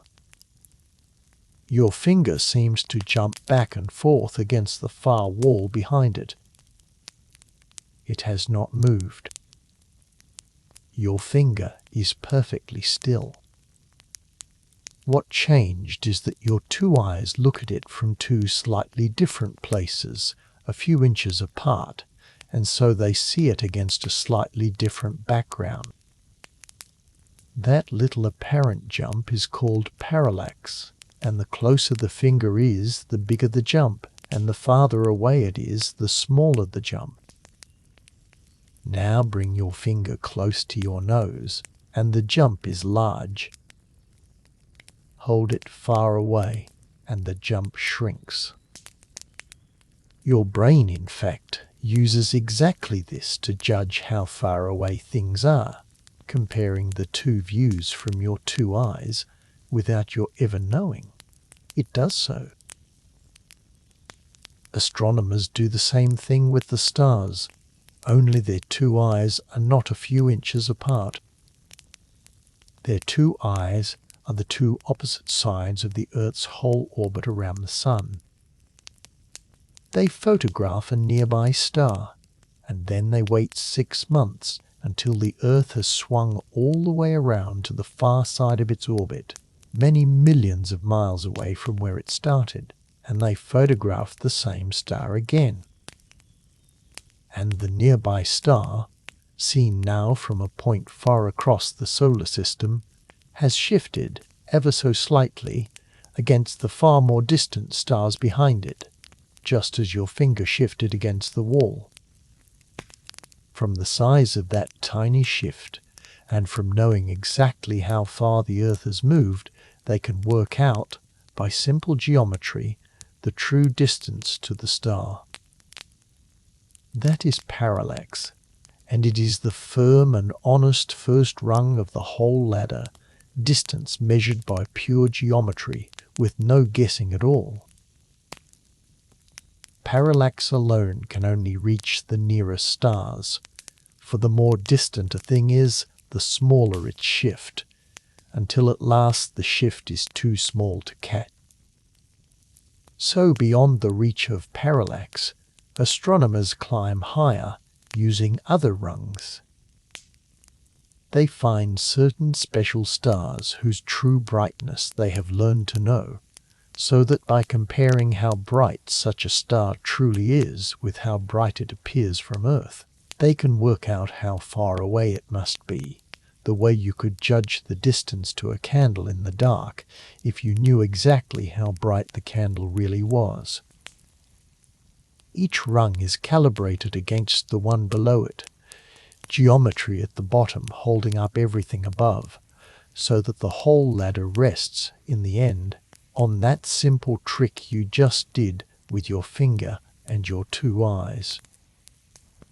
And this is why the distances we speak of carry honest uncertainty. Why I told you the Ring Nebula is about 2,500 light-years away and would not pretend to more precision than that. Each rung of the ladder adds a little uncertainty to the next, and the honest astronomer carries that uncertainty along and tells you plainly that the number is close but not exact. That honesty is not a weakness in the science. It is the strength of it. A field that tells you exactly how sure it is and how sure it is not is a field you can trust. And there is one last tool I want to place in your hands before we leave this quiet stretch, because it has changed everything in recent years, and it solves a problem that troubled us all through the earlier part of the night. Remember how the newborn stars hide. They form deep inside the densest, dustiest parts of the clouds, wrapped in the very gas that bore them, and that dust blocks ordinary light completely, so that with ordinary eyes, or ordinary telescopes, we simply cannot see them. The cradle keeps its secret. But dust that stops ordinary light does not stop every kind of light. The deep, warm light we call infrared, the light that lies just past the red end of what your eyes can see, slips through dust that would block ordinary light entirely. And so a telescope built to see in infrared can look straight into the dusty hearts of the clouds, straight through the walls of the nursery, and see the newborn stars glowing warm inside. This is exactly what the James Webb Space Telescope was built to do, and it is why its images of the pillars of creation and the Ring Nebula showed us so much that had been hidden before. Where ordinary light saw only solid dark towers, Webb's infrared eyes saw through the dust to the young stars buried within, glowing warm in the deep places. Where ordinary light saw a simple glowing ring, Webb saw the faint outer halo and the 20,000 clumps of cold hydrogen scattered through it. The dust that had hidden the birth of stars from us since the beginning of time simply melted away before an eye that could see in the right kind of light. And so the last of the cloud secrets, the newborns in the dark, were finally brought into view, not by travelling to them, but by learning at last to see in a colour our own eyes were never given. So there it is, the whole quiet toolkit. We spread the light into its colours and read what a cloud is made of and whether it is being lit by newborn stars. We measure how those colours are shifted and learn how fast the cloud is moving. We photograph a cloud and wait years and photograph it again and watch it physically expand. We use the geometry of our own moving Earth to measure true distances, and we climb the ladder of standard lights to reach the farthest clouds. And we look in infrared to see straight through the dust into the hidden cradles. Every single number I have given you tonight was pulled out of the sky by one or more of these patient tricks. One of them is a guess. Every distance, every size, every speed, every age is a measurement, built carefully, checked against others, and carried along with an honest account of how sure we are. When I ask you to feel wonder at these clouds, I am not asking you to believe a pretty story. I am asking you to feel the wonder of things that are true, and that were true long before we knew them, and that we came to know by nothing grander than patience and attention and the willingness to look closely at the light. And here is a lovely thing to rest on, now that we have named all 5 families and learned how each one is read, a small quiet gift the sky has been holding for us the whole night without our noticing. Remember where we began, in the constellation of Orion, at the belt and the sword of the hunter. We went there for the horsehead, the dark cradle. But if you were to stay in that one patch of sky in Orion alone, and simply look closely with a good instrument, you would find, gathered in that single region, very nearly every kind of cloud we have spoken of tonight, all of them together, all at once, in one small corner of one ordinary constellation. The horsehead is there, the cold dark cradle, reared up in its silence. Close beside it glows another cloud entirely, a soft emission nebula that observers have long called the flame, a patch of hydrogen lit up and glowing near one of the belt stars. Down in the sword hangs the great Orion Nebula itself, the glowing red nursery with its 1,000 newborn stars and its 4 fierce giants blazing in the trapezium. Scattered here and there through the region is faint blue reflection, nebulosity, dust catching and scattering the light of the hot young stars nearby, cool and dreaming. And arcing all the way around the whole of Orion, so vast and so faint that it is very hard to see it all, there is an enormous curving loop of glowing gas that many astronomers believe to be the ancient remnant of a supernova, the softened wreck of some great star that died in that direction long ago, though its exact origin is still discussed and not fully settled. So even the violent death is there, or very likely there, wrapped faintly around all the rest. One constellation, one patch of the winter sky, small enough to hide behind your raised hand, and gathered within it the cold dark cradle, the glowing nursery, the borrowed blue light, and the faint great loop of an old star's death. Nearly the whole circle of a star's life, from birth to ending, laid out together in a single region you could take in with one slow sweep of the eye. It is as though the sky had gathered a small example of everything into one place and set it rising in the east each winter, so that anyone who looked closely enough could see, in one constellation, the entire story of how stars are born and live and die. I find that a deeply restful thing to know. It means you do not have to search the whole sky to find the great circle turning. It is all right there, in the hunter, over your roof each winter, the birth and the glow and the borrowed light and the death, all held together in one small familiar shape, you have probably known since childhood without ever guessing how much was hidden in it. The whole vast story we have taken all night to tell is written in miniature in a patch of sky the size of your hand. And it has been there the whole time, patient and quiet, waiting for someone to look closely, exactly as it is waiting now above you in the dark, whether or not your eyes are open to see it. So let us rest here for a while, now that we know how the numbers were won, and simply feel their size. To master them. You cannot master a number like this, and you do not need to.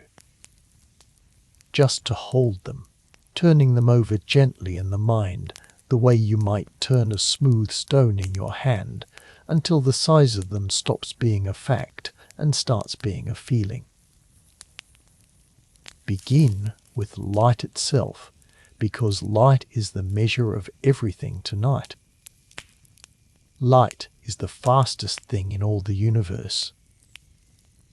There is nothing faster, nothing that has ever been faster, nothing that can ever be faster. Crosses the whole width of your room before you could begin to blink. It leaps from the earth to the moon in a little over 1 second. It runs the 93 million miles from the sun to your window in about 8 minutes, so that the sunlight warming your face is always 8 minutes old, always a little bit of the past arriving on time. That is how fast light is. Nothing catches it. And now take that same light, that fastest of all things, and set it loose at the base of the horsehead's dark column, and ask it to climb to the top. It would be travelling for 5 years. 5 long years, at the fastest speed the universe allows, just to cross one small dark cloud, one shadow among thousands, in one corner of one constellation. If you had set out riding that beam of light on the night of a child's birth, that child would be walking and talking and asking questions by the time you reached the top of the horse's mane. And the horsehead is one of the smaller clouds we visited tonight. Take the same beam of light and lay it against the Orion Nebula, the glowing nursery in the sword. To cross that cloud from one edge to the other, the fastest thing in the universe would need 24 years. A person born on the night the beam set out from one side would be fully grown, an adult with a life of their own, before the light reached the far side. 24 years of travel, at the speed of light, to cross a single glowing cloud. And packed inside that one cloud is enough gas to make 2,000 suns, and more than 1,000 young stars already lit, and 4 fierce giants blazing at its heart in a bubble so small, by these measures, that it is only a light year and a half across, which is still farther than you could travel in 10,000 human lifetimes at any speed we can build. Take the beam to the pillars of creation, those cathedral towers in the Eagle Nebula. Each single pillar is 4 or 5 light years long, which means a single one of those columns is longer than the entire gulf between our sun and the next nearest star. Our whole solar system, the sun and all its planets and all the cold dark space between them, would be lost inside one of those pillars like a single grain of sand dropped into a cathedral. And they are not even the largest things we saw. They are just towers, small features, standing inside a far larger cloud. And then there is the matter of time, which is the strangest retelling of all, and the one I most want you to carry into sleep. Because light takes so long to cross these enormous distances, everything you see in the deep sky is old. You are never looking at the sky as it is. You are always looking at the sky as it was. When you catch the faint glow of the horsehead, you are seeing light that left it about 13 centuries ago. So you are seeing the cloud, not as it is tonight, but as it was more than 1,000 years in the past. When you look at the Orion Nebula, you are looking 1,300 years into the past. When you look at the Crab, or the Eagle Nebula with its pillars, you are looking 6,500 years into the past, back to a time before the pyramids were built, before writing, before nearly all of recorded human history. The light you gather tonight from those clouds set out before there were cities, crossed the whole of human history in the dark, patient and silent, and arrived by pure chance at this exact night to fall on you. And so, in a strange and lovely way, some of what you saw tonight may no longer be there at all, or may already be changed past recognizing. The stars we watched being born in the pillars of creation, we watched as they were 6,500 years ago.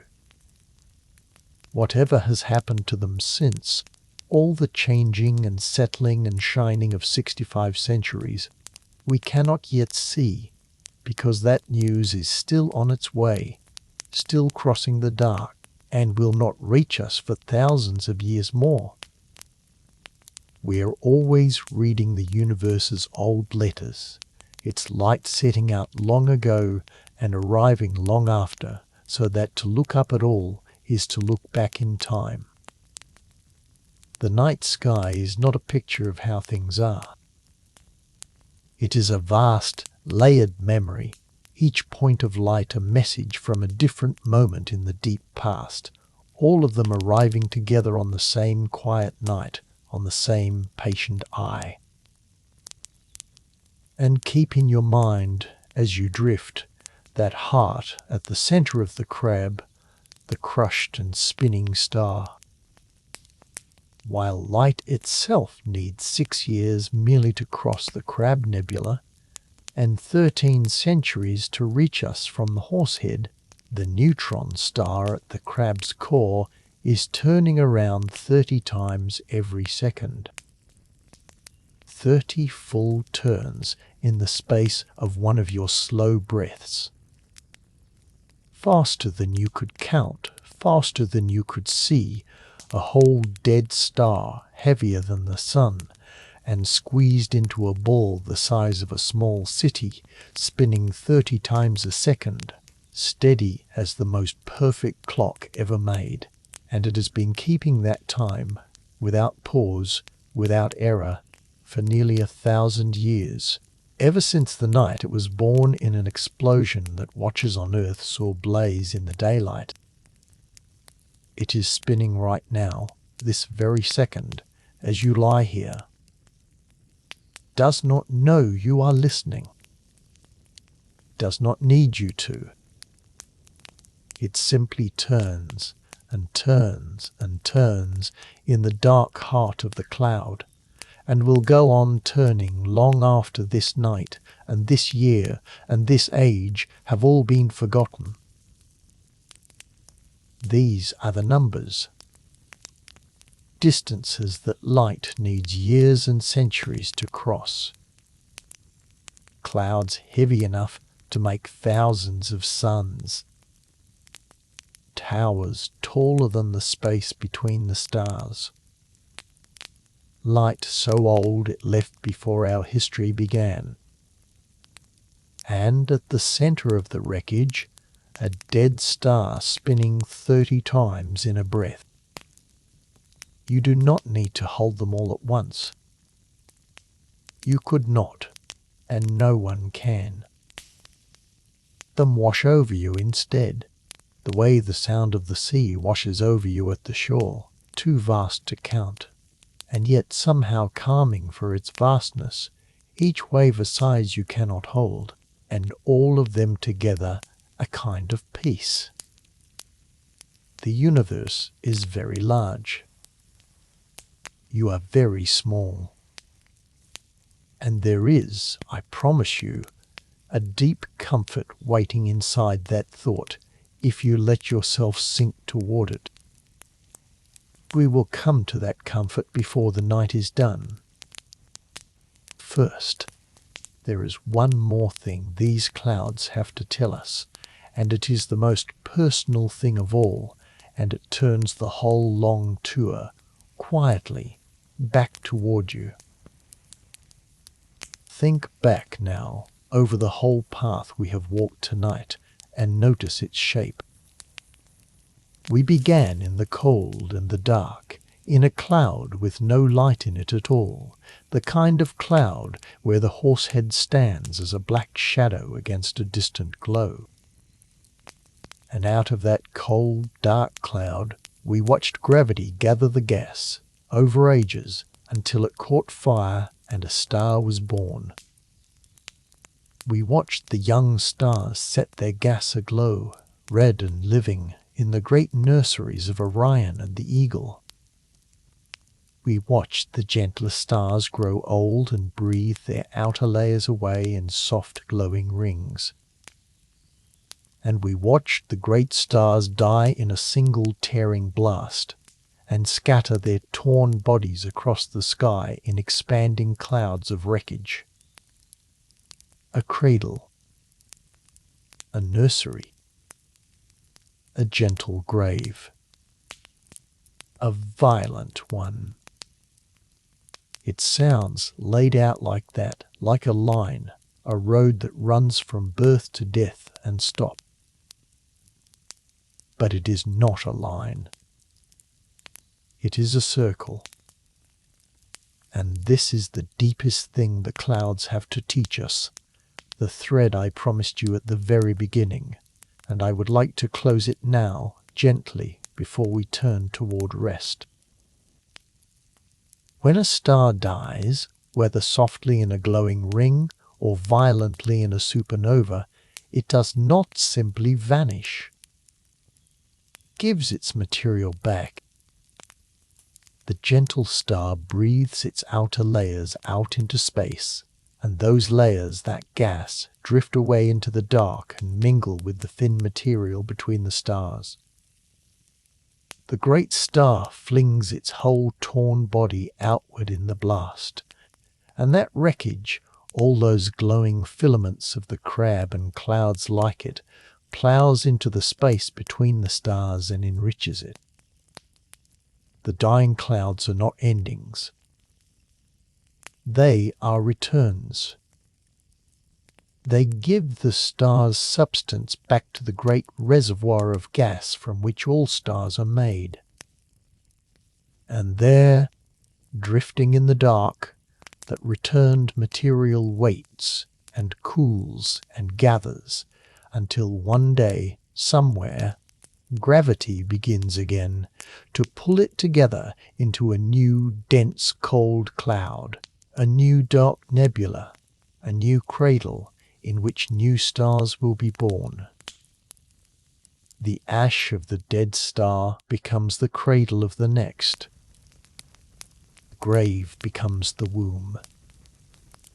The circle closes and turns and closes again, and it has been turning like this for the whole long age of the universe. Birth out of death, out of birth, cloud into star, into cloud, around and around without end. And here is why that circle is not just a beautiful idea, but the most personal fact in all of science. When those first stars formed, out of the very first clouds, there was almost nothing in the universe but hydrogen and helium, the two lightest and simplest elements, the ones left over from the birth of everything. There was no carbon. There was no oxygen. There was no calcium, no iron, no gold, none of the richer, heavier stuff that makes up a world or a rose or a hand.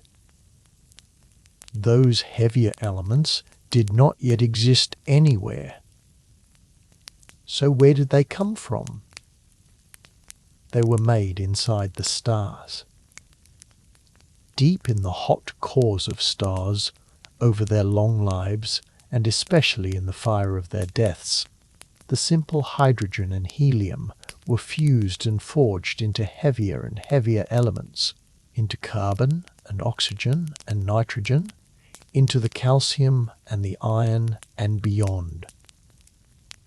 The stars are the forgers. They are where the richer elements of the universe are cooked, one fusion at a time, out of the plain hydrogen they were born with. And then, in their deaths, in exactly the dying clouds we have walked among tonight, the stars scattered those newly forged elements out into space, seeding the thin gas between the stars with carbon and oxygen and iron and all the rest, so that the next generation of clouds, the next cradles, were no longer pure hydrogen and helium. They were enriched.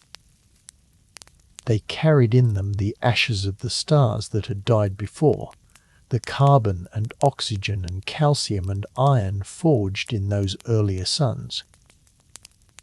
And when new stars formed from those enriched clouds, and new worlds gathered around those new stars, the worlds were built out of that enriched material, out of star ash, out of the scattered forged remains of stars that had lived and died long before. Our own sun is such a star, a later star, born from a cloud already enriched by generations of stars before it. And our Earth is such a world, gathered from that same enriched material, built out of the ash of dead stars.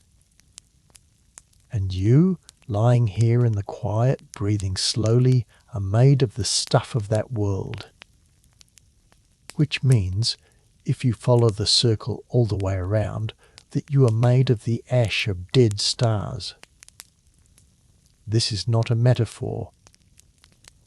It is not a lovely turn of phrase. It is a plain and measured fact, as solid as any distance we clocked tonight. Calcium that makes your bones strong was forged inside a star and scattered by its death. Iron that reddens your blood and carries the breath through your body was cooked in the heart of a star and flung out into space in a cloud like the ones we have seen. Oxygen you are breathing in and out, slowly, right now, as you settle towards sleep, was made in stars and given to the world by the deaths of stars. Every heavier atom in you, every atom that is not the plain hydrogen of the beginning, was made in a star and carried to you across billions of years and unimaginable distances by exactly the kind of clouds we have wandered through tonight. So when I told you at the start that this whole long tour was really a picture of where you came from, I meant it as plainly as I have ever meant anything. The dark cradle where stars are born, the glowing nursery, the gentle ring of a dying sun, the violent scattered wreck of a great star. These are not far-off curiosities that have nothing to do with you. They are your own story, told large across the sky. You began in clouds like these. The atoms that are, you drifted once in the dark between the stars, in some ancient nebula, before they were ever gathered into a world, or a body, or a thought. You are, quite literally, made of old nebulae. You are star ash that has learned, for a little while, to open its eyes and look back up at the sky it came from, and wonder. And there is, I think, no lonely way to hold that thought, only a belonging one. Because it means you are not a stranger here, set down in a universe that has nothing to do with you. Means you are made of the same stuff as the clouds and the stars, forged in the same fires, scattered by the same deaths, gathered by the same patient gravity. The distance between you and the Horsehead Nebula is 1,375 light-years of cold, dark space. And yet the calcium in the hand resting on your blanket and the iron moving quietly through your heart right now came from clouds exactly like it, from stars that lived and died in exactly these ways. The sky is not somewhere else. The sky is what you are made of. You have been part of this circle all along.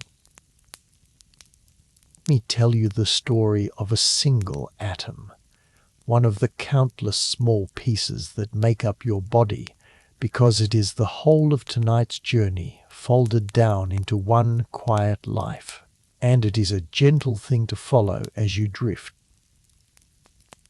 Imagine a single atom of the iron that is moving, right now, through your blood, carried in the warmth of you, doing its quiet, faithful work of ferrying the breath from your lungs to every corner of your body. That one small atom is unimaginably old, far older than the Earth, far older than the Sun. Began long ago in the heart of a great star, a star that lived and burned somewhere in this galaxy billions of years before our Sun was ever born. Deep in that star's core, in heat and pressure beyond anything we could survive to see, simpler elements were fused and forged step by step into heavier ones, until at last a little iron was made, and that atom, your atom, came into being in the fire at the center of a star. And then that star died. Being a great star, it did not fade away gently.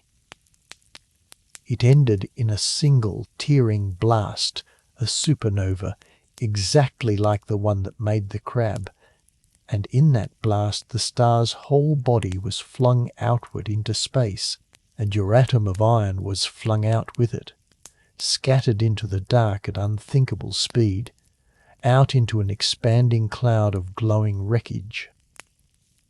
For ages it drifted there, cooling, slowing, mingling with the thin gas between the stars, becoming part of the great reservoir from which new clouds are made. Drifted through the silent dark for a span of time so long that the whole of human history would be less than a single breath against it, going nowhere in particular, waiting, one small atom among countless others, in the cold and the quiet.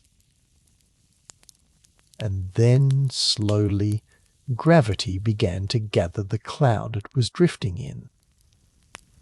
The gas thickened and cooled and pulled together, over millions of years, into a new, dense, dark cradle, a nebula like the Horsehead, and your atom of iron was gathered up with it, drawn inward toward a new center. And at that center a new star switched on, our Sun, and around the young Sun the leftover material gathered into worlds, and your atom of iron, too heavy and too solid to stay in the Sun, settled instead into one of those worlds, into the Earth, into its rocks and its soil, and its slow-turning depths. And there it stayed for billions of years more, working its way up through the patient machinery of a living world, through water and root and living thing, until at last In the fullness of an almost unimaginable span of time, it came to be part of a person, came to be part of you. And now it rests here, in the warm dark of your body, moving quietly through your blood as you drift towards sleep, at the end of a journey billions of years long, across distances light itself would need ages to cross. That is the true story of a single atom of you, forged in a star, scattered by a death, drifted in the dark, gathered into a cloud, built into a world, woven at last into a living, breathing, wondering person, lying here in the quiet at the end of the longest journey there is. And there are more atoms like it in you than there are stars in the sky, each one with its own long story, each one carried here across billions of years to be, for a little while, a part of you. You are not a small or a recent thing. You are a gathering place for the most ancient travellers in the universe, a warm, quiet home where the wanderings of countless atoms have come, for now, to rest. And when you rest tonight, they rest with you, these old travellers, gathered together in the shape of you, quiet at last, held in the warm dark, at the end of the long, long road that led them out of the stars and home to you. So let us set the hard numbers down now, gently, the way you would set down a book you have been reading in bed when your eyes have grown too heavy to follow the words. We do not need them any more tonight. We know how they were found, and we know what they mean, and now we can simply let them soften into feeling. The rest of our journey is quieter. There is nothing left to measure, nothing left to prove. There is only the long, slow drift down towards sleep, and a few last thoughts to rest your mind upon as you go. I told you a little while ago that the universe is very large, and that you are very small, and that there is a deep comfort waiting inside that thought, if you let yourself sink toward it. I would like to spend these last quiet stretches showing you that comfort, because it is real, and because on a night when the mind is tired and the worries of the day are still circling, it is one of the kindest thoughts there is. We are used to thinking that being small is a sad thing or a frightening one. All day long, the world asks us to be large. It asks us to matter, to be seen, to hold everything together, to carry our worries as though the whole of them rested on our own two shoulders and nowhere else. And by the end of a long day, the weight of all that largeness can be very heavy indeed. The mind keeps turning, keeps reaching, keeps trying to hold it all. That is often the very thing that keeps us awake, this feeling that everything is ours to carry, and that we must not set it down. Look at what we have seen tonight. Look at the true size of things. There are clouds out there so vast that light itself, the fastest thing in all creation, needs 20 years and more just to cross a single one of them. There are towers of gas longer than the space between the stars, in which whole new suns are being lit as casually as sparks. There are dead stars spinning 30 times a second in the wreckage of explosions that were already ancient before the first word was ever written on the earth. The universe was doing all of this on this unimaginable scale, for billions of years before you were born, gathered the clouds and lit the stars and scattered their ashes and gathered them again over and over, 10 billion years and more of it, long before there was any you at all to worry about any of it.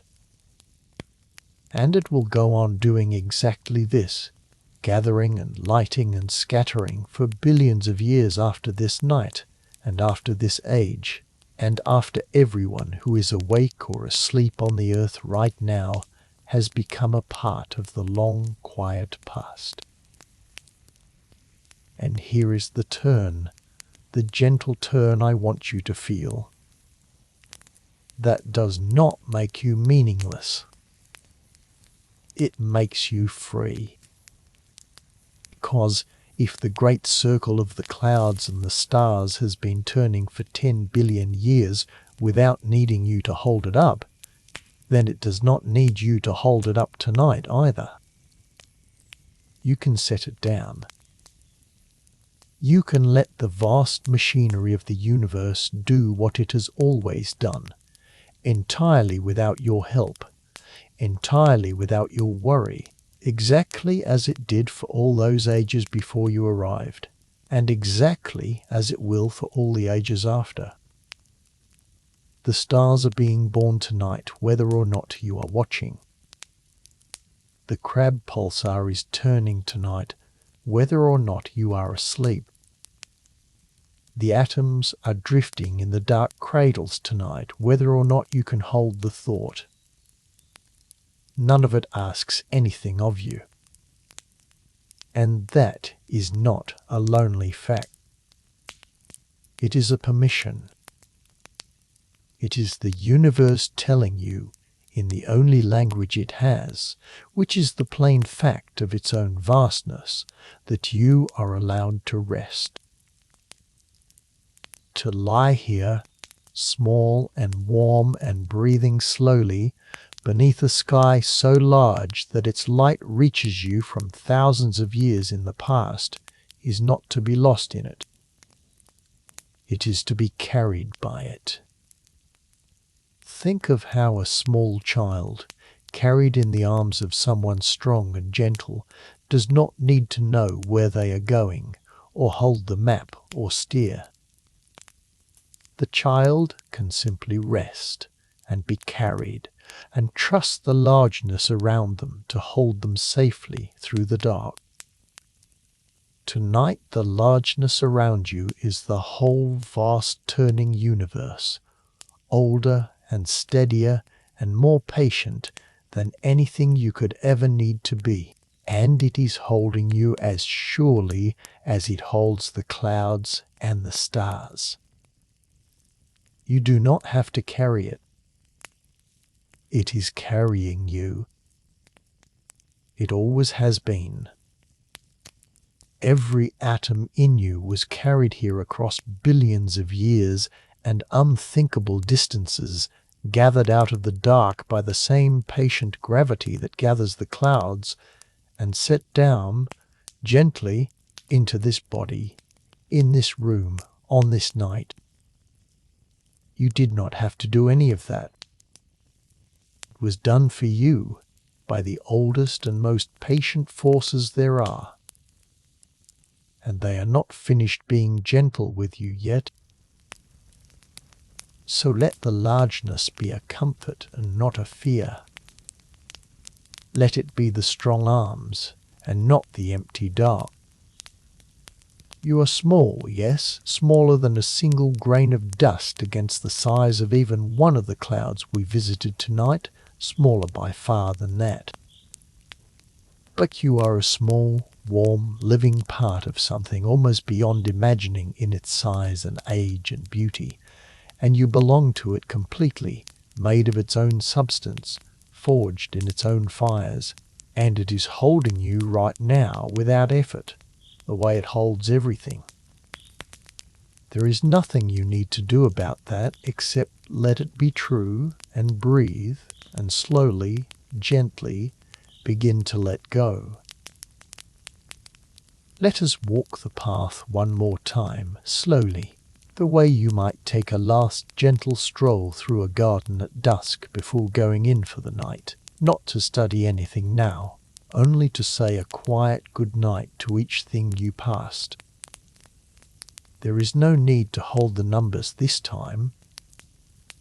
Just let each cloud drift by, softly lit, and let it carry a little more of your wakefulness away with it as it goes.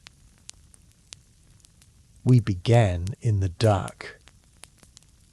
Remember the cold cloud, the horsehead, that black shape reared up against a distant red glow, a shadow so large that light would need 5 years to climb it, and yet giving off no light at all, only waiting, patient, in the deep quiet. There is nothing frightening in that darkness. It is the darkness of a cradle before dawn, the darkness where things gather themselves in secret, where the beginning of everything bright is quietly being prepared. As you lie here in your own soft darkness, with the light of the day set aside, let that be the darkness you rest in. Not an empty dark, a gathering dark. Cradle dark. The kind of dark that stars are made in. And then, out of that dark, remember how the light came on.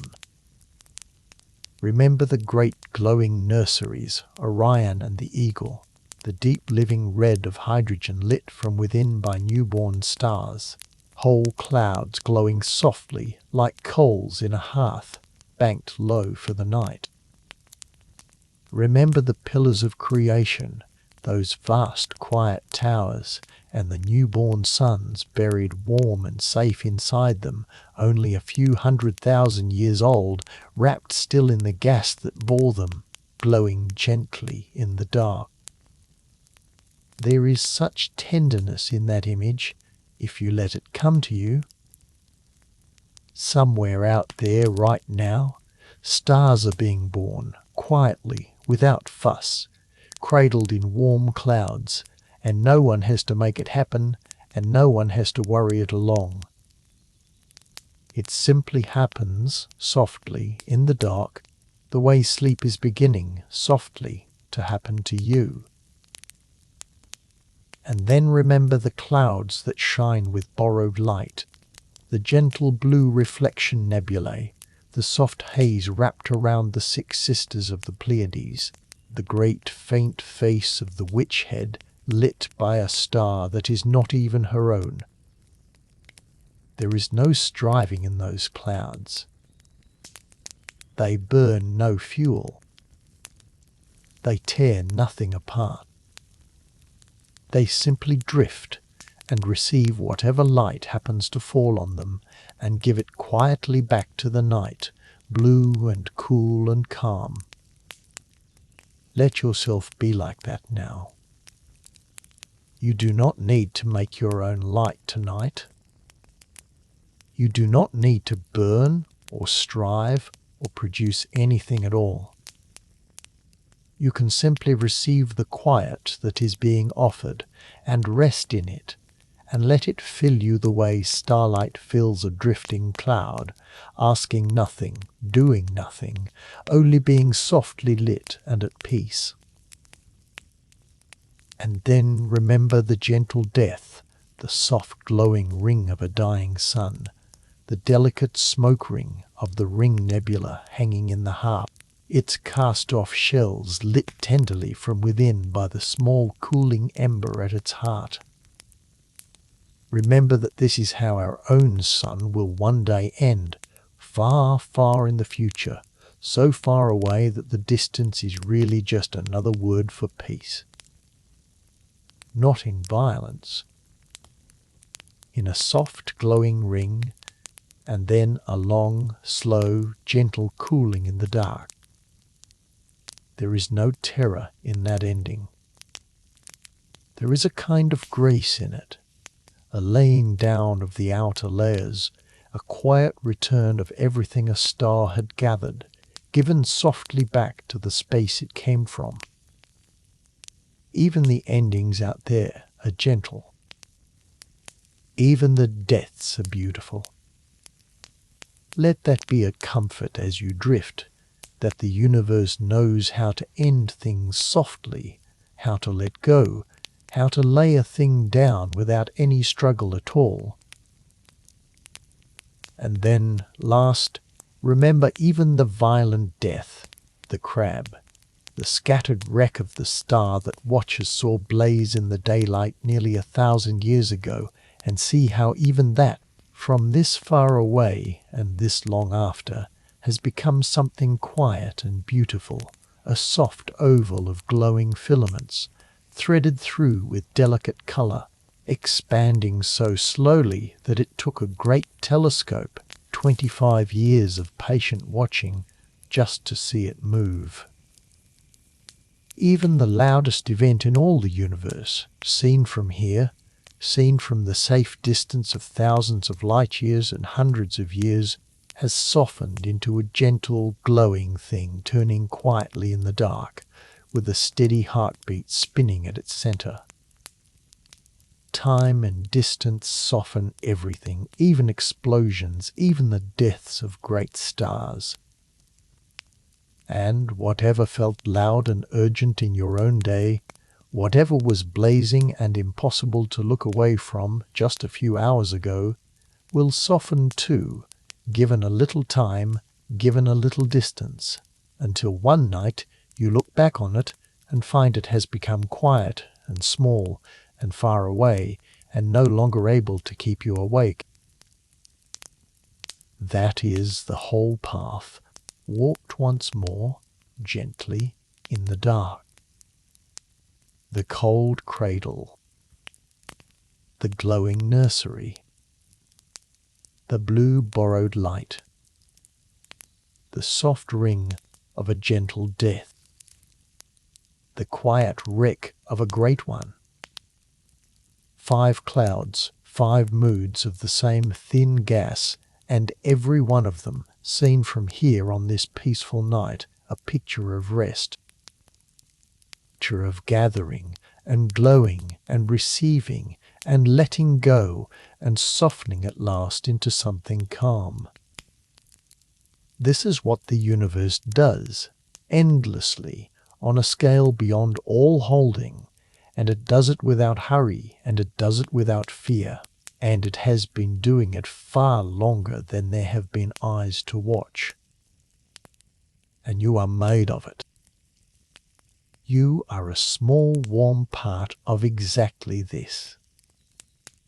And tonight, like the clouds, you can simply let the great slow process carry you where it will, gathering you gently down toward sleep, one soft breath at a time.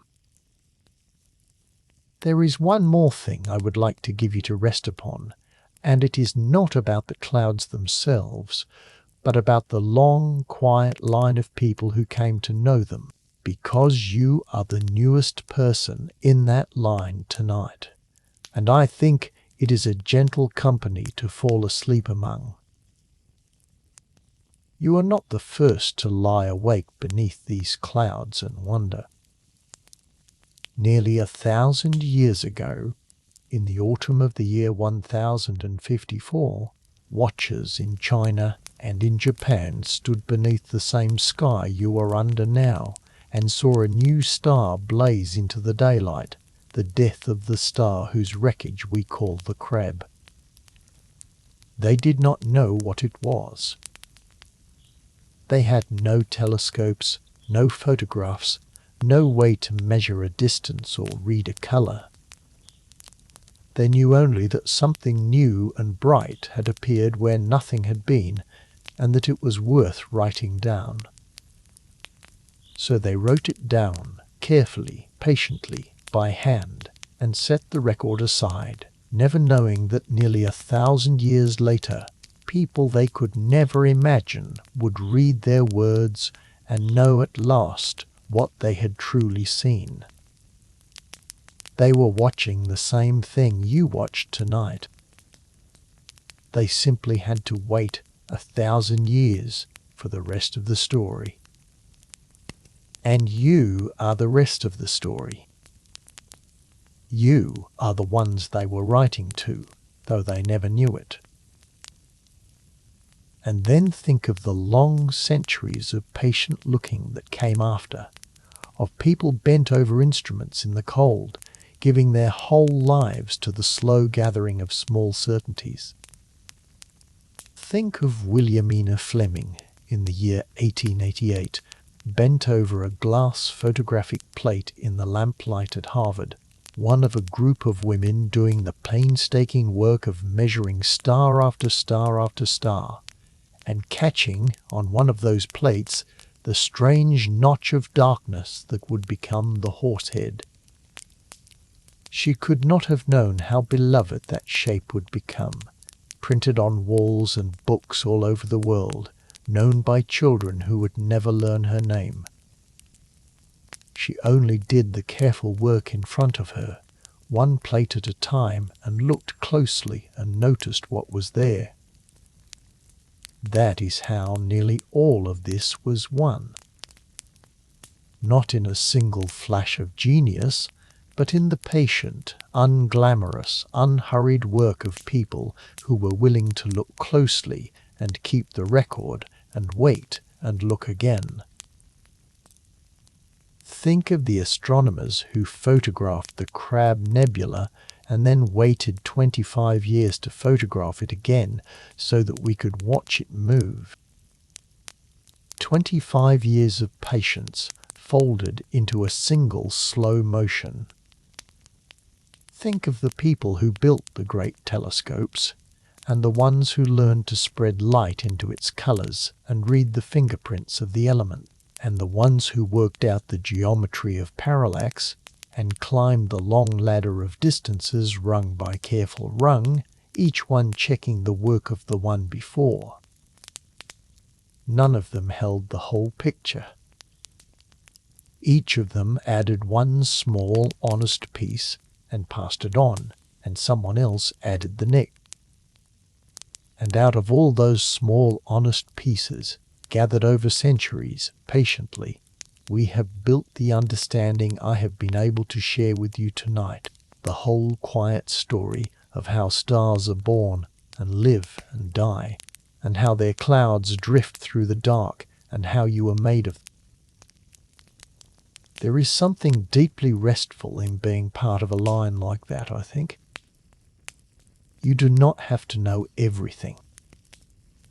No one ever has. Every single person in that long line knew only a little, only their own small piece, and it was enough because they were patient and because they passed it on. The watchers of the year 1054 knew almost nothing, and yet their careful record helped us date a supernova 1,000 years later. Fleming knew only what was on her plate, and it was enough. Each did their small part in their own short life, and then lay down to rest, as you are lying down now, and the work went on without them, carried by the next patient watcher, and the next, exactly as the great circle of the clouds goes on, carried by gravity and time, without needing any single one of us to hold it up. So you are in good company tonight. You are the newest watcher in a line that runs back 1,000 years and more, all of them people who looked up at these same clouds and wondered, and most of whom knew far less than you now know, and every one of whom eventually set the wondering aside and slept. You can set it aside too. Clouds will still be there in the morning and the morning after, and for billions of mornings to come, patient as they have always been. Someone else will look at them tomorrow, and someone after that, and the long line will go on. Your part tonight is only to have wondered a little, gently, in the dark, and then to rest. That is enough. It has always been enough. It is the whole of what any watcher has ever truly had to do. I asked you at the very beginning of the night where in the world you were listening from. Whether you were in a bright city where the glow of the streetlights washes the stars away and only the boldest of them can shine through, or out in some quiet countryside where the whole soft river of the sky spills overhead on a clear night, thick with more stars than anyone could ever count. I would like to come back to that question now, gently, at the end, because there is a comfort in it that I have been saving for this quiet hour. Wherever you are, whatever the sky above your own roof looks like tonight, the clouds we have visited are up there, above you, right now. The Horsehead is up there, whether or not your city's glow lets you see it. The Orion Nebula is up there, in the sword of the hunter, glowing its deep red, whether the night above you is clear or clouded, dark or drowned in light.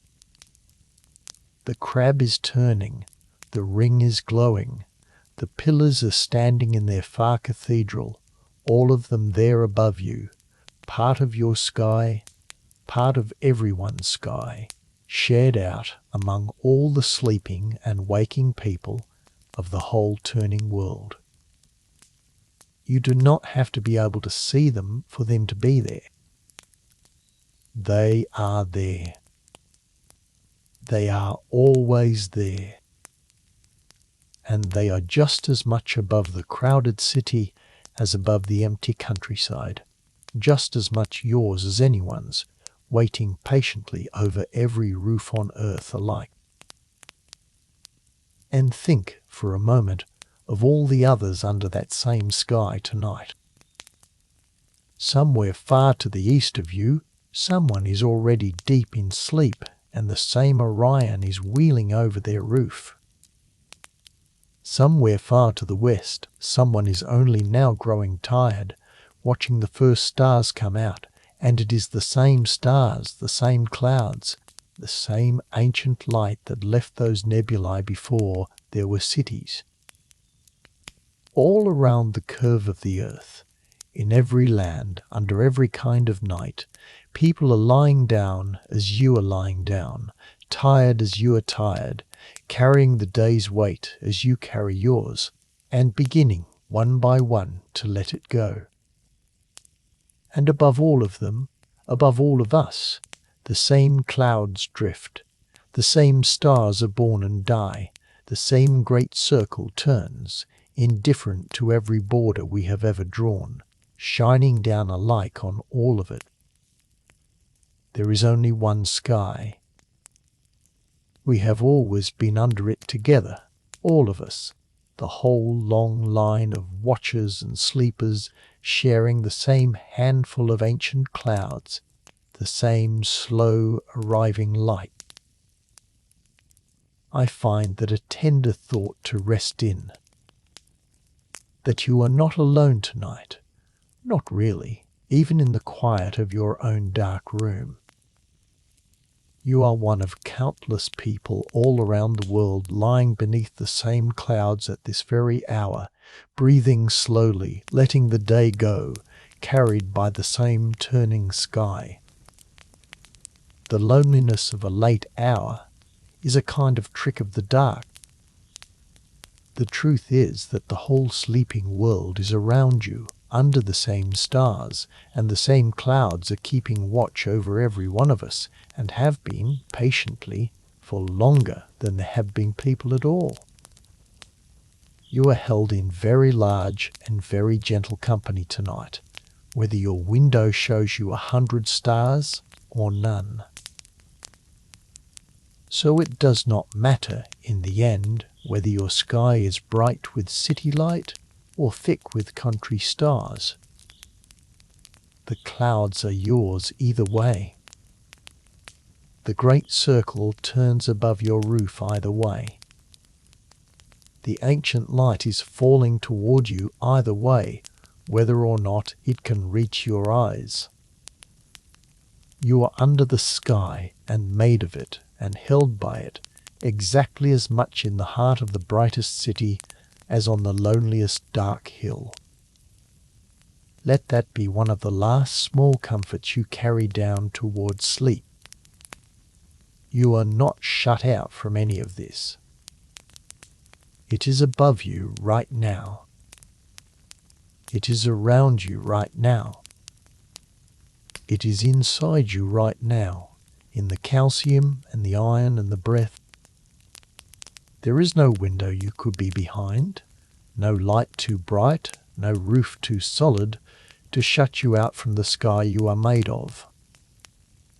You belong to it wherever you are, and it is watching over you wherever you are tonight. Let us come now to the quietest thing of all, which is your own breathing, the slow, soft tide that has been going in and out all through this night without your having to think about it once. I told you a while ago that the oxygen you are breathing was made in stars. I would like you to feel that now, not as a fact to know, but as something to rest inside, because it is true, and because there is no gentler place to end a journey through the clouds than in your own quiet breath. Every slow breath you draw in fills you with oxygen, and every atom of that oxygen was forged long ago in the hot heart of some star and scattered out into space when that star died in a cloud exactly like the ones we have wandered through tonight. It drifted in the dark for ages. It was gathered into our world. And now, on this night, it is moving in and out of you, slow and soft, keeping you alive without any effort of your own. You are breathing star ash. You have been breathing it your whole life. Every breath you have ever taken has been a small, quiet meeting between you and the dead stars that made the air. So let us breathe together, slowly, and let the breath be the last thing we think about before we let thinking go. Draw a slow breath in, gently, without hurry, and feel it fill you, and know that you are drawing in atoms forged in the hearts of ancient stars and scattered by their deaths across billions of years to reach you here tonight in this room. And then let the breath go, slowly, softly, all the way out, and let a little more of the day go with it, a little more of the weight, a little more of the wakefulness, out into the quiet dark. And again, a slow breath in, star-forged, ancient, gentle, filling you. And a slow breath out, letting go, letting down, letting the largeness carry you. There is nothing you have to do but this. There is nowhere you have to be but here. There is nothing to hold, nothing to solve, nothing to carry. Only the slow tide of the breath, in and out, made of stars, keeping you as it has always kept you, without your ever having to ask. Feel how your body has grown heavier as the night has gone on. Feel the weight of it settling into the bed beneath you, the way the gas settles slowly inward in the dark cradles, gathered gently by the oldest and most patient force there is. You do not have to hold your body up tonight. You can let it grow heavy, and let the bed hold it, and let the earth hold the bed, and let the sky hold the earth, all the way up and out into the great turning circle of the clouds. Everything holding everything, all the way down to you, so that you are cradled in it, layer upon layer, held by the whole vast, gentle machinery of things, and you do not have to hold any of it in return. You can simply be held. you can simply breathe. You can simply grow heavy and warm and slow and let go. And let your thoughts, if they are still turning, slow down now like a wheel that no longer has any hand pushing it. Them drift the way the clouds drift, without hurry, without aim, cooling and settling toward stillness. If a worry comes, let it be one of the far explosions, loud once but softened now by distance and by time into something small and quiet and unable to reach you here. If a thought comes bright, let it fade the way the light of a dying star fades, gently, into the dark, giving itself back. There is nothing you need to keep hold of tonight. Everything you are trying to carry has been carried before, by watchers 1,000 years ago who wrote down a new star and then slept, by the patient women bent over their glass plates who noticed a shadow and then slept, by every one of the long line who came before you and did their small part and then lay down and rested, exactly as you are resting now. You are allowed to set it down. You are allowed to be small and warm and held, and to simply breathe the star-made air, in and out, softer and slower, down toward sleep. There is a thought about time that I have been saving for these last quiet stretches, because it is a large one, and it is easier to hold when the mind has already grown soft and slow, the way it has grown now. It is this. The great circle we have followed all night, the circle that runs from the dark cradle to the newborn star, to the dying cloud and back again to a new cradle, does not only run behind you in the past. It runs ahead of you too, into a future so far away that it is really just another word for peace. And you are part of it in that direction as well. Consider where the atoms that make you have already been. Calcium in your bones, the iron in your blood, the oxygen in your breath, were forged in stars that lived and died long before the sun was born, and drifted for ages in the clouds between the stars, and were gathered into our world, and worked their slow way up through water and root and living thing, until, at last, they became part of you. They are unimaginably old, these atoms. They have been on a journey of billions of years to reach this body, in this room, on this night. You are only their newest home, the latest shape they have taken in a wandering that began in the hearts of the first stars. You did not make them. You are only borrowing them for a while, holding them together in the warm shape of a living person before they move on. And move on they will, in time, as everything in the great circle moves on. Long after this night, long after this age, the atoms that are you now will be given back, as the atoms of every living thing are always given back, to the soil and the water and the air of the world. And the world itself, in its own far future, will be given back too. For our sun, as we saw tonight, will one day come to the end of its long life and swell into a red giant and gently breathe its outer layers away into space in a soft glowing ring, planetary nebula drawn in the sun's own substance. And in that slow gentle ending, the material of the sun, and much of the material of its worlds, and the atoms that were once the stars and once the clouds, and once for a little while you, will drift back out into the space between the stars, back into the thin, cold reservoir of gas from which all clouds are made, back into the interstellar medium, back into the dark.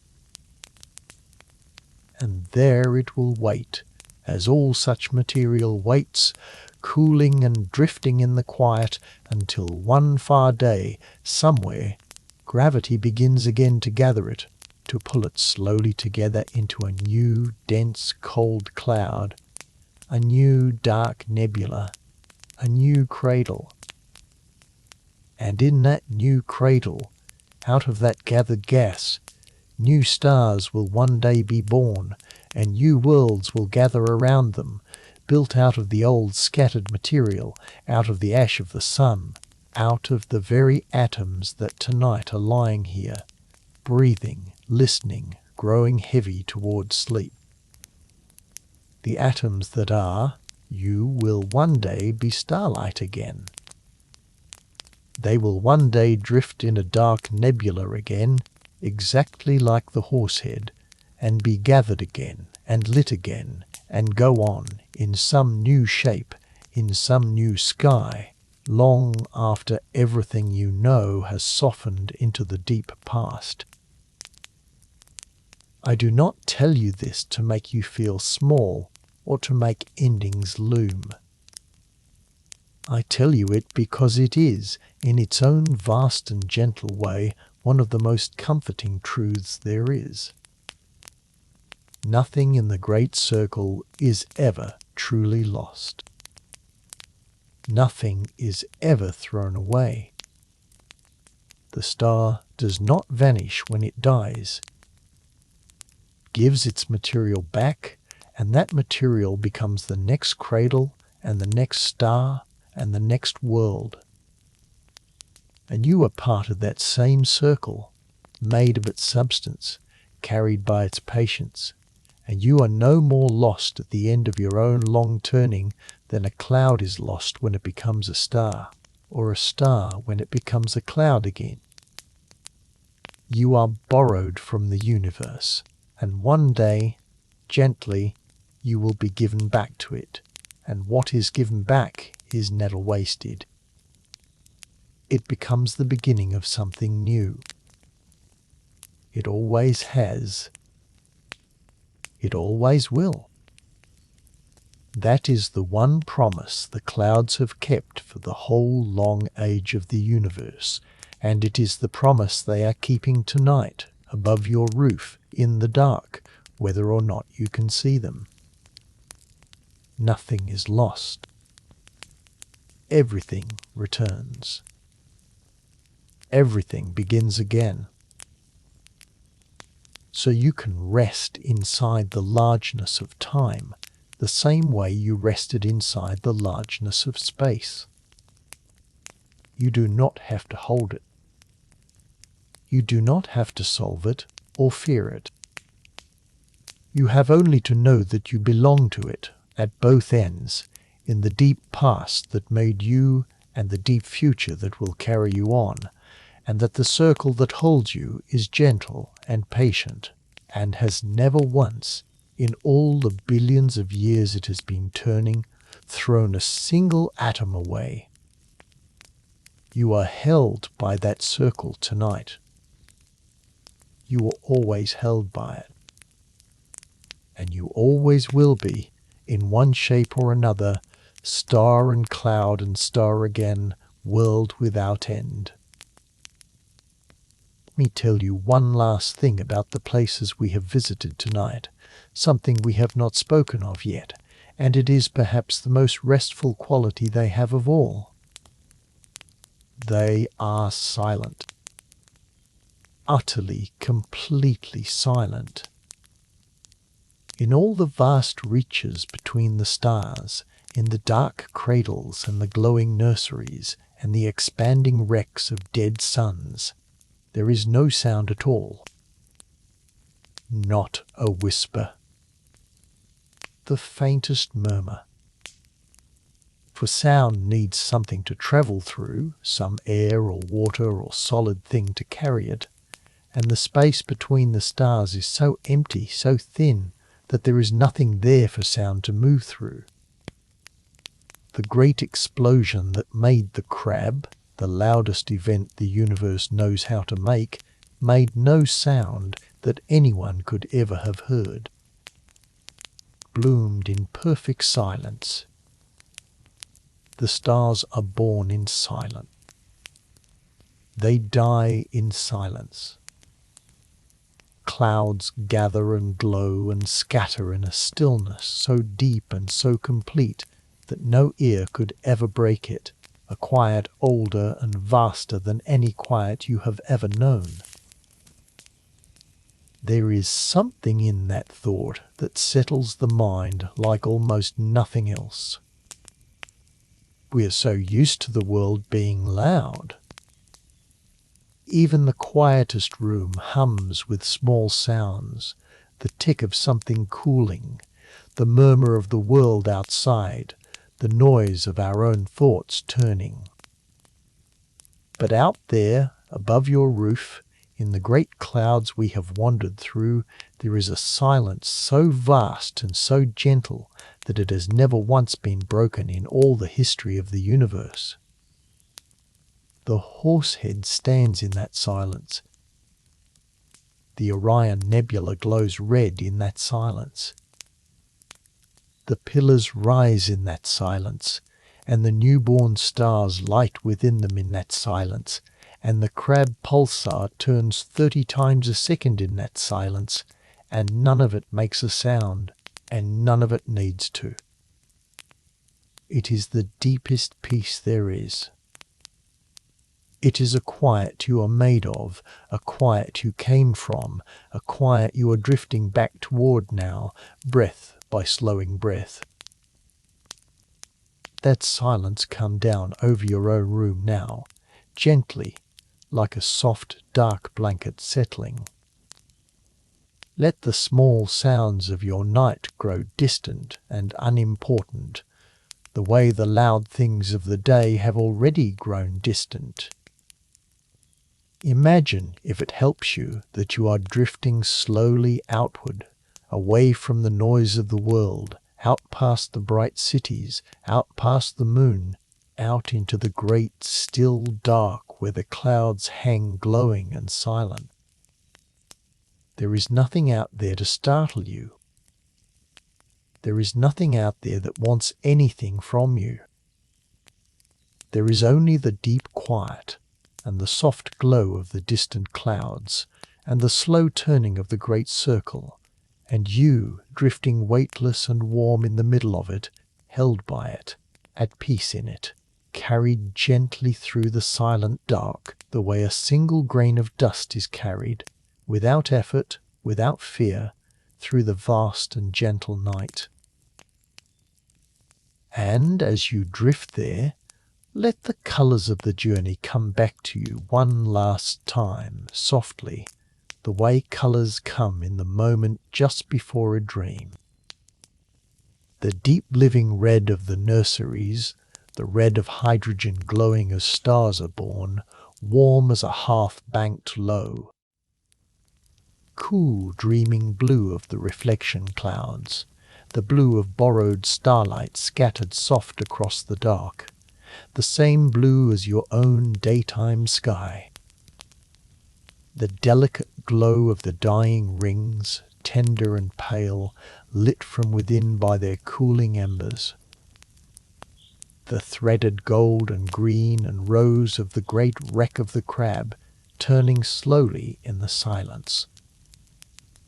Them drift through your mind, these colours of birth and life and death, softening into one another, blurring gently the way the waking world blurs at the edge of sleep, until they are less like things you are seeing and more like a warmth you are feeling, a slow tide of soft colour washing you further and further from the shore of waking, out into the deep quiet, down into rest. There is nothing left to understand tonight. There is nothing left to hold. There is only the silence, and the soft colour, and the slow breath, and the great gentle circle turning above your roof, and you, small and warm and held, drifting down at last towards sleep. I want you to notice, as you lie here growing heavier, the quiet, ordinary miracle of your own body, because it is the nearest piece of the whole vast story we have told tonight, and it is close enough to touch. Rest your attention gently on your own hand, wherever it lies, on the blanket or at your side. It is warm. It is heavy now with the coming of sleep. It has carried you through the whole of this day and every day before it. And it is built, every atom of it, out of the ash of dead stars. Calcium that hardens the small bones of your fingers was forged in the heart of a star and scattered by that star's death into a cloud like the ones we have seen tonight. The iron that colours the blood moving quietly beneath the skin of that hand was cooked in stellar fire and flung across space in an expanding wreck like the crab, long before the sun was born. Your hand is not separate from the sky. Your hand is a piece of the sky, gathered up and warmed and given the shape of the hand for a little while. The most distant and violent things we spoke of tonight, the forges of the elements, the scattering deaths of great stars, ended, after billions of years, right here in something as near and as gentle as the hand resting on your blanket. And listen, if you can, beneath everything, to the slow, steady beat of your own heart. It has been beating this whole night, this whole day, this whole life, without your ever having to ask it to, without your ever having to think of it at all. It is the quietest and most faithful thing you own. And it too runs on the iron forged in stars, the iron that lets your blood carry the star-made oxygen to every corner of you, beat after beat after beat.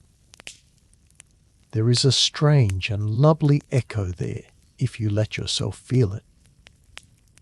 Out in the dark heart of the Crab Nebula, a dead star turns 30 times a second, steady as the most perfect clock, a great cosmic heartbeat that has kept its time for nearly 1,000 years without missing a single beat.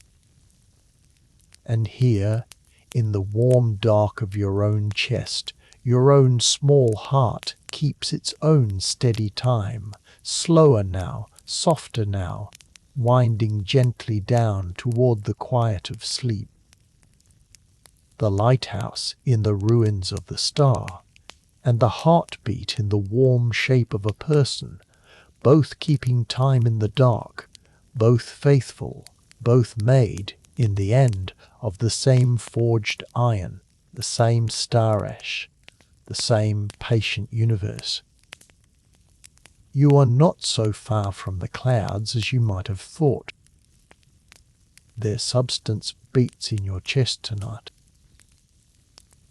There is a kind of wonder, I think, that is easy to miss, because it does not live far away in the depths of space, but right here, in the most ordinary things. We are used to thinking that the extraordinary is somewhere else, out beyond the stars, in the great clouds and the dying suns, and that our own small lives are ordinary by comparison, plain and unremarkable. But the truth we have followed all night turns that completely around. The extraordinary is not somewhere else. It is here.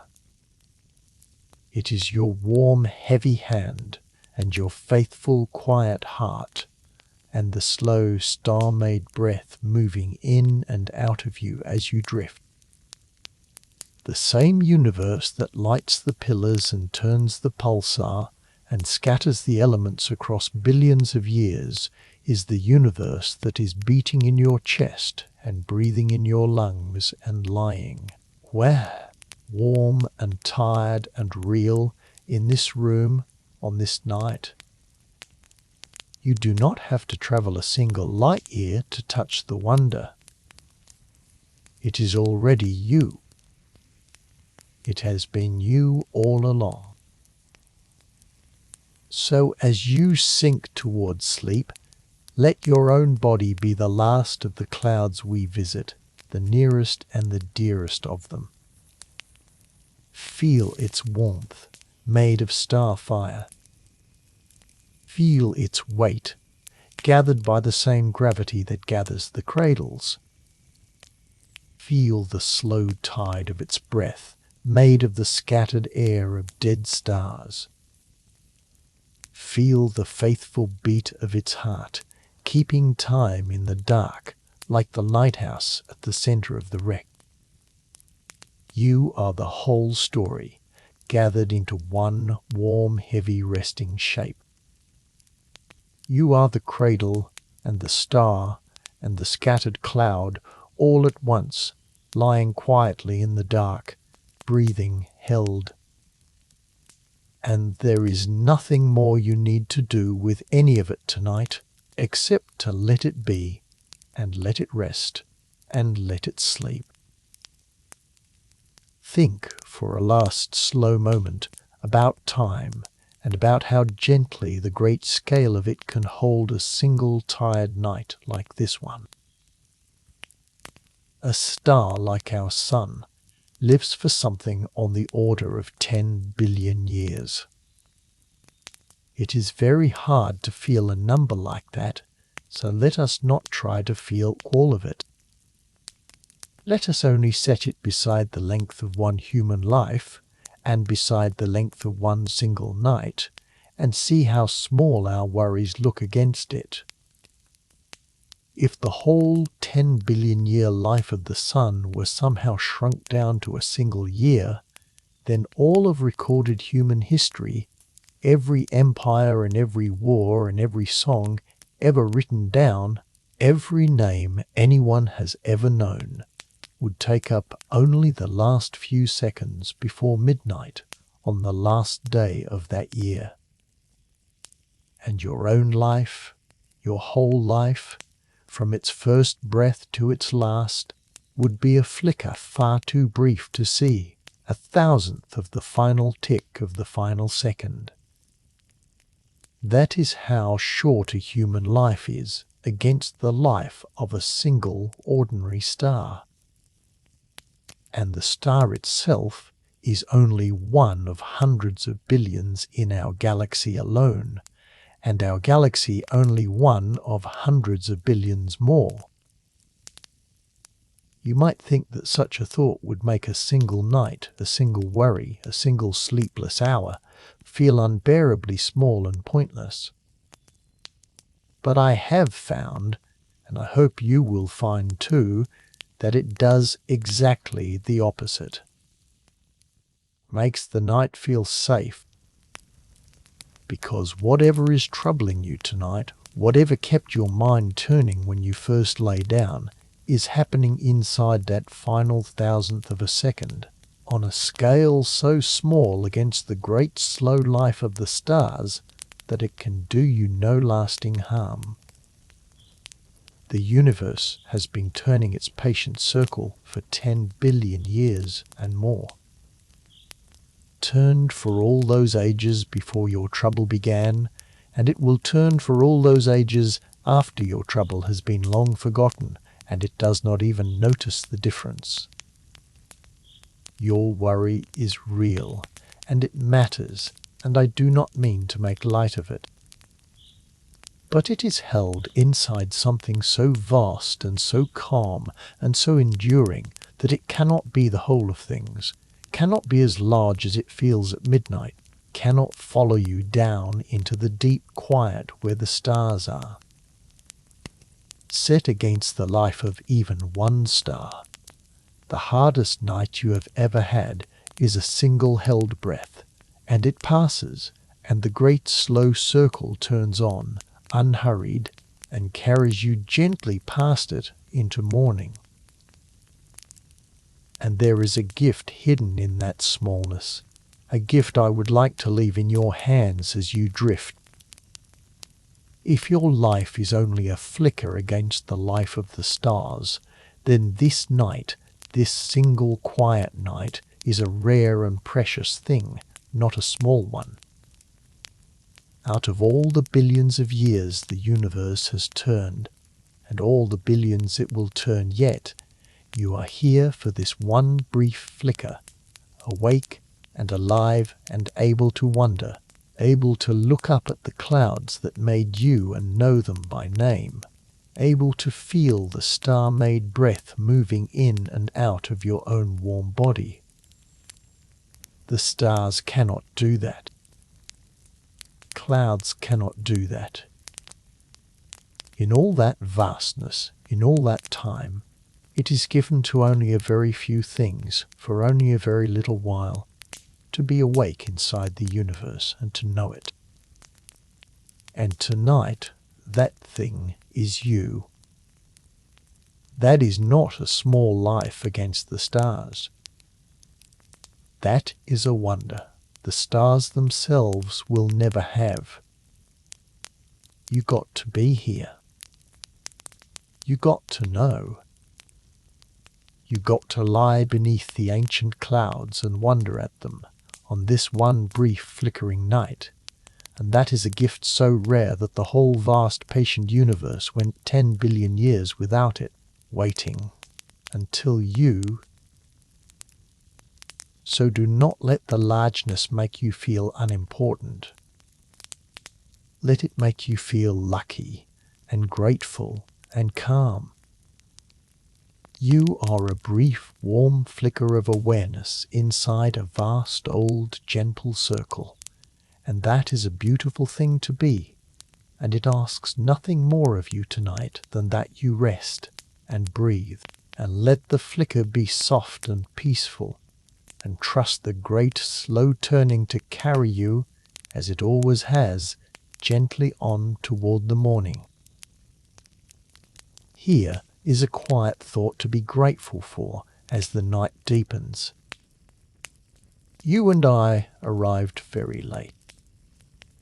We came into a universe that had already been working patiently for billions of years to make a place like this possible. And we did none of that work ourselves, and we inherited all of it freely, simply by being born. Remember how the very first stars had almost nothing to work with, only the plain hydrogen and helium left over from the birth of everything, with none of the richer elements yet made. Those first stars lived and died and forged the first carbon and oxygen and scattered it into the clouds. And the next generation of stars, born from those enriched clouds, forged more and died and scattered more, seeding the gas with iron and calcium and all the rest. And the generation after that did the same, and the one after that, so that with each turn of the great circle, the clouds between the stars grew a little richer, a little more full of the heavier elements, a little more ready to build worlds and water and living things. Took many generations of stars, many turns of the circle, many billions of years of quiet forging and scattering before there was ever a cloud rich enough to make a world like the earth, with iron in its core, and calcium in its rocks, and oxygen in its air. Our sun is one of those late, rich stars, born long after the first ones, born from a cloud already enriched by all the generations that came before. And our earth, and the life on it, and you, are the inheritors of all that patient ancient work. Every heavier atom in your body was made by a star that lived and died before the sun even existed, so that when the sun and its world finally gathered, The richer stuff was already there, waiting, scattered through the cloud, ready to become soil and sea and bone and breath. You did nothing to earn any of it. It was made for you, in a sense, by stars that never knew you would come, over billions of years, and simply given to you free the moment you were born. The whole long forging of the elements, the whole patient enriching of the clouds through generation after generation of stars, was already finished before you arrived, and you walked into a universe already made rich enough to make you. There is a deep peace in receiving something you did not have to earn. Tired child, carried up to bed and tucked in, did nothing to deserve the warmth and the safety, and does not need to.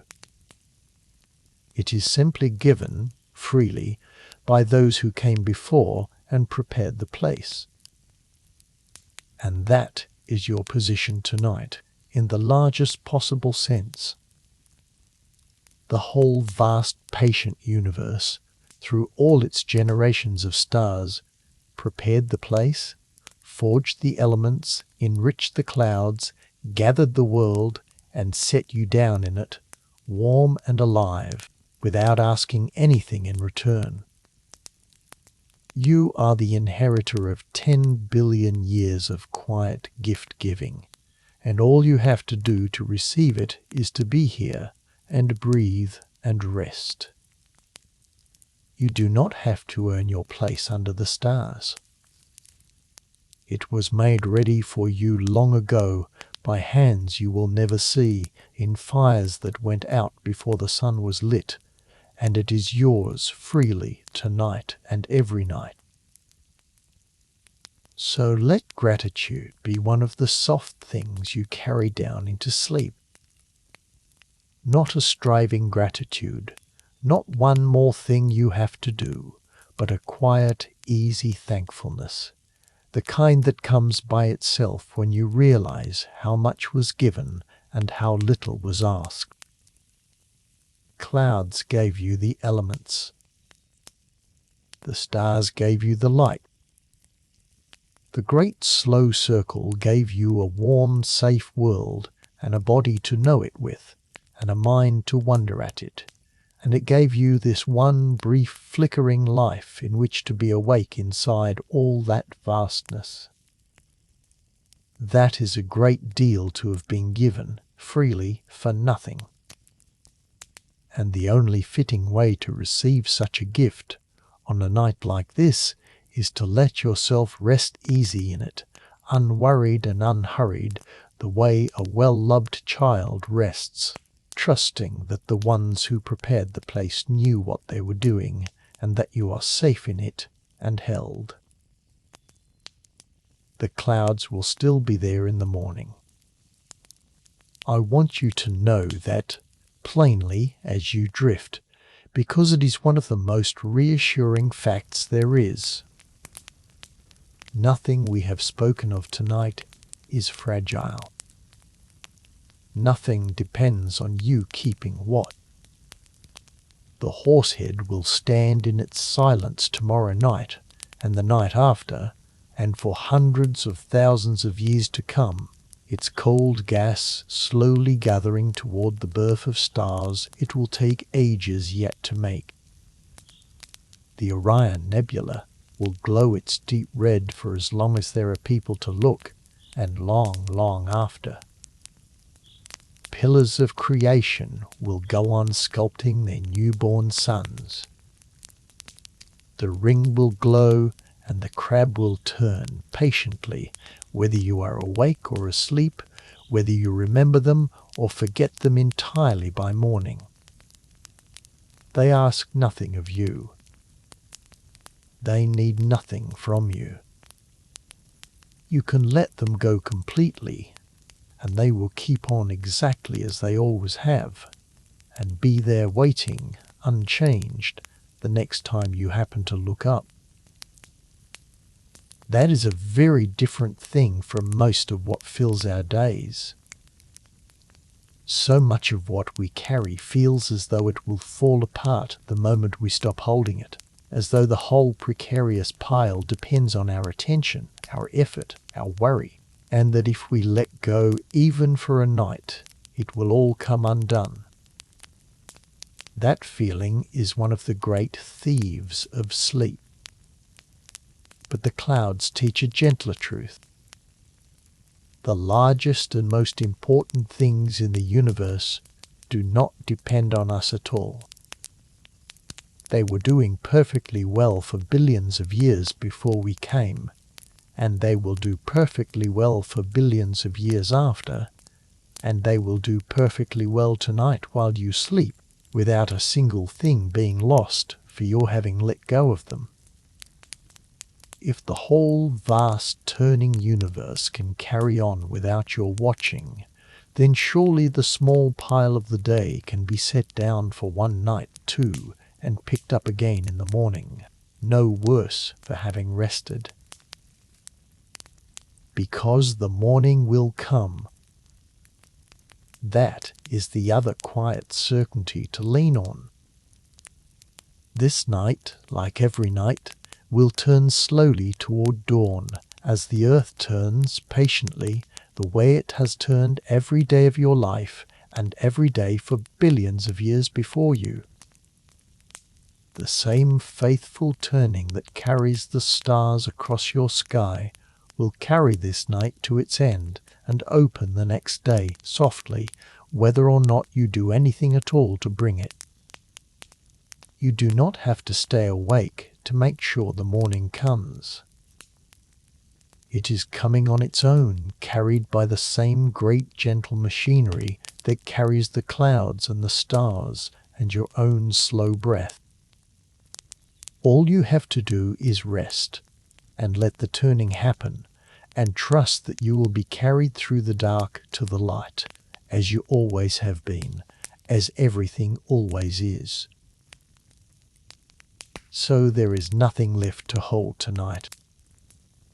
Clouds are keeping their own watch, far better and far longer than you ever could. The morning is coming on its own, carried by the patient turning of the world. The great slow circle is spinning above your roof, gathering and glowing and scattering and beginning again, exactly as it has for all the ages, needing nothing from you, asking nothing of you, only holding you gently in the middle of it while you rest. You are free to let go of all of it now. You are free to be small and warm and heavy and safe, and to let the night carry you where it is already going, down through the deep quiet toward morning. There is one more scale I would like to open for you softly before we turn back toward the sky where we began, because it makes everything we have seen tonight feel even gentler, even safer, even more held. We visited only a handful of clouds tonight. One dark shadow in Orion, a nursery or two, a scattering of blue reflections, one dying ring, one great wreck. A small tour, really, a slow evening's walk through a few chosen rooms. But those few clouds are not rare things, not special exceptions in an otherwise empty sky. They are ordinary. They are everywhere. Our galaxy, the great wheel of stars we call the Milky Way, holds something on the order of hundreds of billions of stars, more stars than you could count if you named one every second for the whole of your life and then for thousands of lives after. And drifting among all those stars, threaded all through the great wheel, are countless clouds exactly like the ones we visited. Countless dark cradles gathering toward the birth of stars. Countless glowing nurseries lit red by their newborns. Countless soft blue reflections, and dying rings and expanding wrecks scattered all through the galaxy in every direction as far as any telescope can see. And our galaxy is only one. Beyond it, out in the deep dark, there are not dozens of other galaxies, not thousands, but hundreds of billions of them, each one a great wheel of hundreds of billions of stars, each one threaded through with its own countless clouds, its own cradles and nurseries and dying rings and scattered wrecks, all of them turning through the same great circle we followed tonight. Birth out of death, out of birth, on and on, everywhere, all at once, across a universe so large that the number of its clouds is beyond any counting anyone could ever do.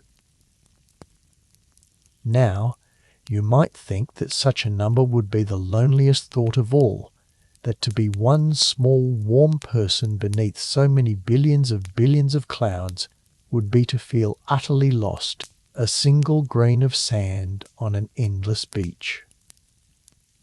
Lie with it a moment longer, and feel how it turns, the way these thoughts always seem to turn, from something that could frighten into something that comforts. Because it means that what we saw tonight is not fragile and not rare and not in any danger of ending. The great circle is not some delicate thing that might fail. It is happening everywhere, all the time, on a scale so vast that it simply cannot stop. Somewhere, right now, in countless places across countless galaxies, a dark cloud is gathering toward a star. Somewhere, a nursery is glowing red with new birth.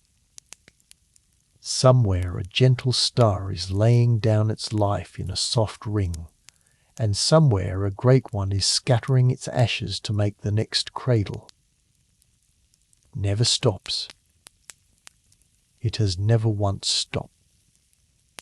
It is the steadiest, surest, most unstoppable thing there is, this endless turning of cloud into star into cloud, and it is going on tonight in more places than there are grains of sand on every shore of the earth, quietly, silently, without needing anyone to watch.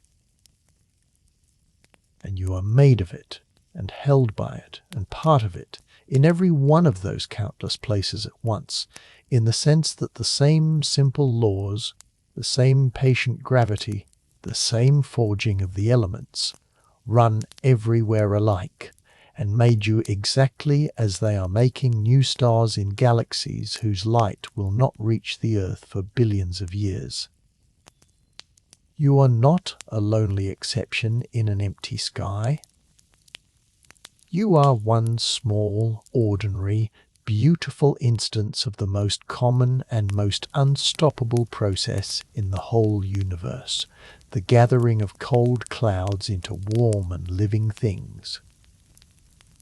There are, in a sense, countless cradles out there tonight, and you came from one of them, and you belong to all of them, and the great endless circle that fills the universe with light is the very same circle that fills your chest with breath. You could not be more at home. You could not be more safely held. The whole vast, tireless universe is doing, everywhere, forever, the exact gentle thing that made you and keeps you, and it will never stop, and you are cradled in the middle of all of it, tonight and always. So let everything grow very quiet now, and very slow. There is nothing left to learn tonight, and nothing left to hold, and the only journey remaining is the short, soft one down into sleep. Feel how far you have drifted from the busy waking world since we began. The worries that were circling when you first lay down have grown distant now, softened by the long, slow hours and by the great, gentle scale of everything we have wandered through, until they are like the far explosions we spoke of, loud once but hushed now by distance and by time into something small and quiet and unable to reach you here. Let them stay far away. Let them keep their distance. They are not welcome in the deep quiet where you are going, and they cannot follow you there. Feel the weight of your body heavier now than when we started, sinking gently into the softness beneath you, gathered downward by the same patient force that gathers the clouds into stars. You do not have to hold yourself up.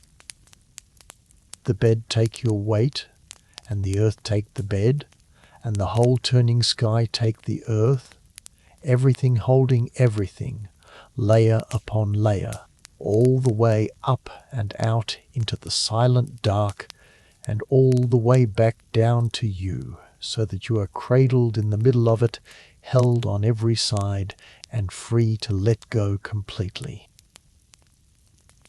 Feel the slow, soft tide of your breath, made of the scattered air of ancient stars, moving in and out without any effort of your own. You do not have to breathe on purpose. Breathes itself faithfully, the way it always has, the way it will, all through the night while you sleep. Just let it come and let it go, a little slower with each turn, a little deeper into rest. And feel, beneath it all, the quiet, faithful beat of your own heart, keeping its steady time in the warm dark of your chest, slower now, softer now, winding down towards sleep like a gentle clock, made of the same forged iron that beats in the dead heart of the distant clouds, keeping time with the whole vast turning universe. There is nothing you need to do. There is nowhere you need to be. There is nothing you need to hold. There is only this warm, heavy, resting body, made of old star ash, breathing the star-made air, its heart keeping its faithful time, cradled by the whole gentle circle of things, drifting down and down and down into the soft, silent dark. Let your thoughts slow now, like a wheel with no hand left to push it, turning gentler and gentler, coming softly to rest. The last faint images drift and blur, the deep red of the nurseries, the cool blue of the borrowed light, the pale glow of the dying rings, all of them softening into a warmth, a colour, a quiet, carrying you further and further from the shore of waking. You are small and warm and safe and held and made of the stars, and there is nothing at all left to do tonight but rest. And so, gently, we come back to where we began. We started this journey out under a clear and cooling night, with the stars coming out one by one, and the shape of Orion the hunter rising in the east, his belt of 3 bright stars and his hanging sword, and the faint glow below it where the great nursery burns. That is where we set out, you and I, hours ago now, with the whole night ahead of us, and one quiet question to carry. And now, after wandering through all 5 families of the drifting clouds, after the cold dark cradle, and the glowing nursery, and the borrowed blue light, and the soft dying ring, and the scattered wreck of the great star, after the long patient story of how we came to know any of it, after all the staggering numbers and the great turning circle and the star ash that is your own warm body, we find ourselves back here, under that same quiet sky, with the same Orion wheeling slowly overhead, and the same faint glow in his sword where stars are being born tonight, silently, in the dark, exactly as they were when we began. Nothing out there has changed. The horse still rears in its shadow. The nursery still glows its deep and living red. The pillars still stand in their far cathedral, and the newborn suns still light within them. The ring still glows around its cooling ember, and the crab still turns in its silence, its dead heart keeping its faithful time. It is all still there, above your roof, patient and unhurried, keeping its own long watch, and it will still be there tomorrow and for ages of tomorrows, whether or not you ever look up again. The journey that began beneath the stars has circled back to where it started, the way all the great journeys of the clouds circle back, cradle to star, to cloud to cradle again, around and around without end. And you have changed a little, I think, though gently, the way a person changes on a slow walk in the dark. You know these clouds by name now. You know how a star is born, and how it lives, and how it dies, and how its ashes become the next star and the next world, and, in time, you know that the calcium in your bones, and the iron in your blood, and the star-made breath moving slowly in and out of you tonight, all came from clouds exactly like the ones we visited, so that every nebula in this whole long tour was, in a way, a picture of where you came from and where everything returns.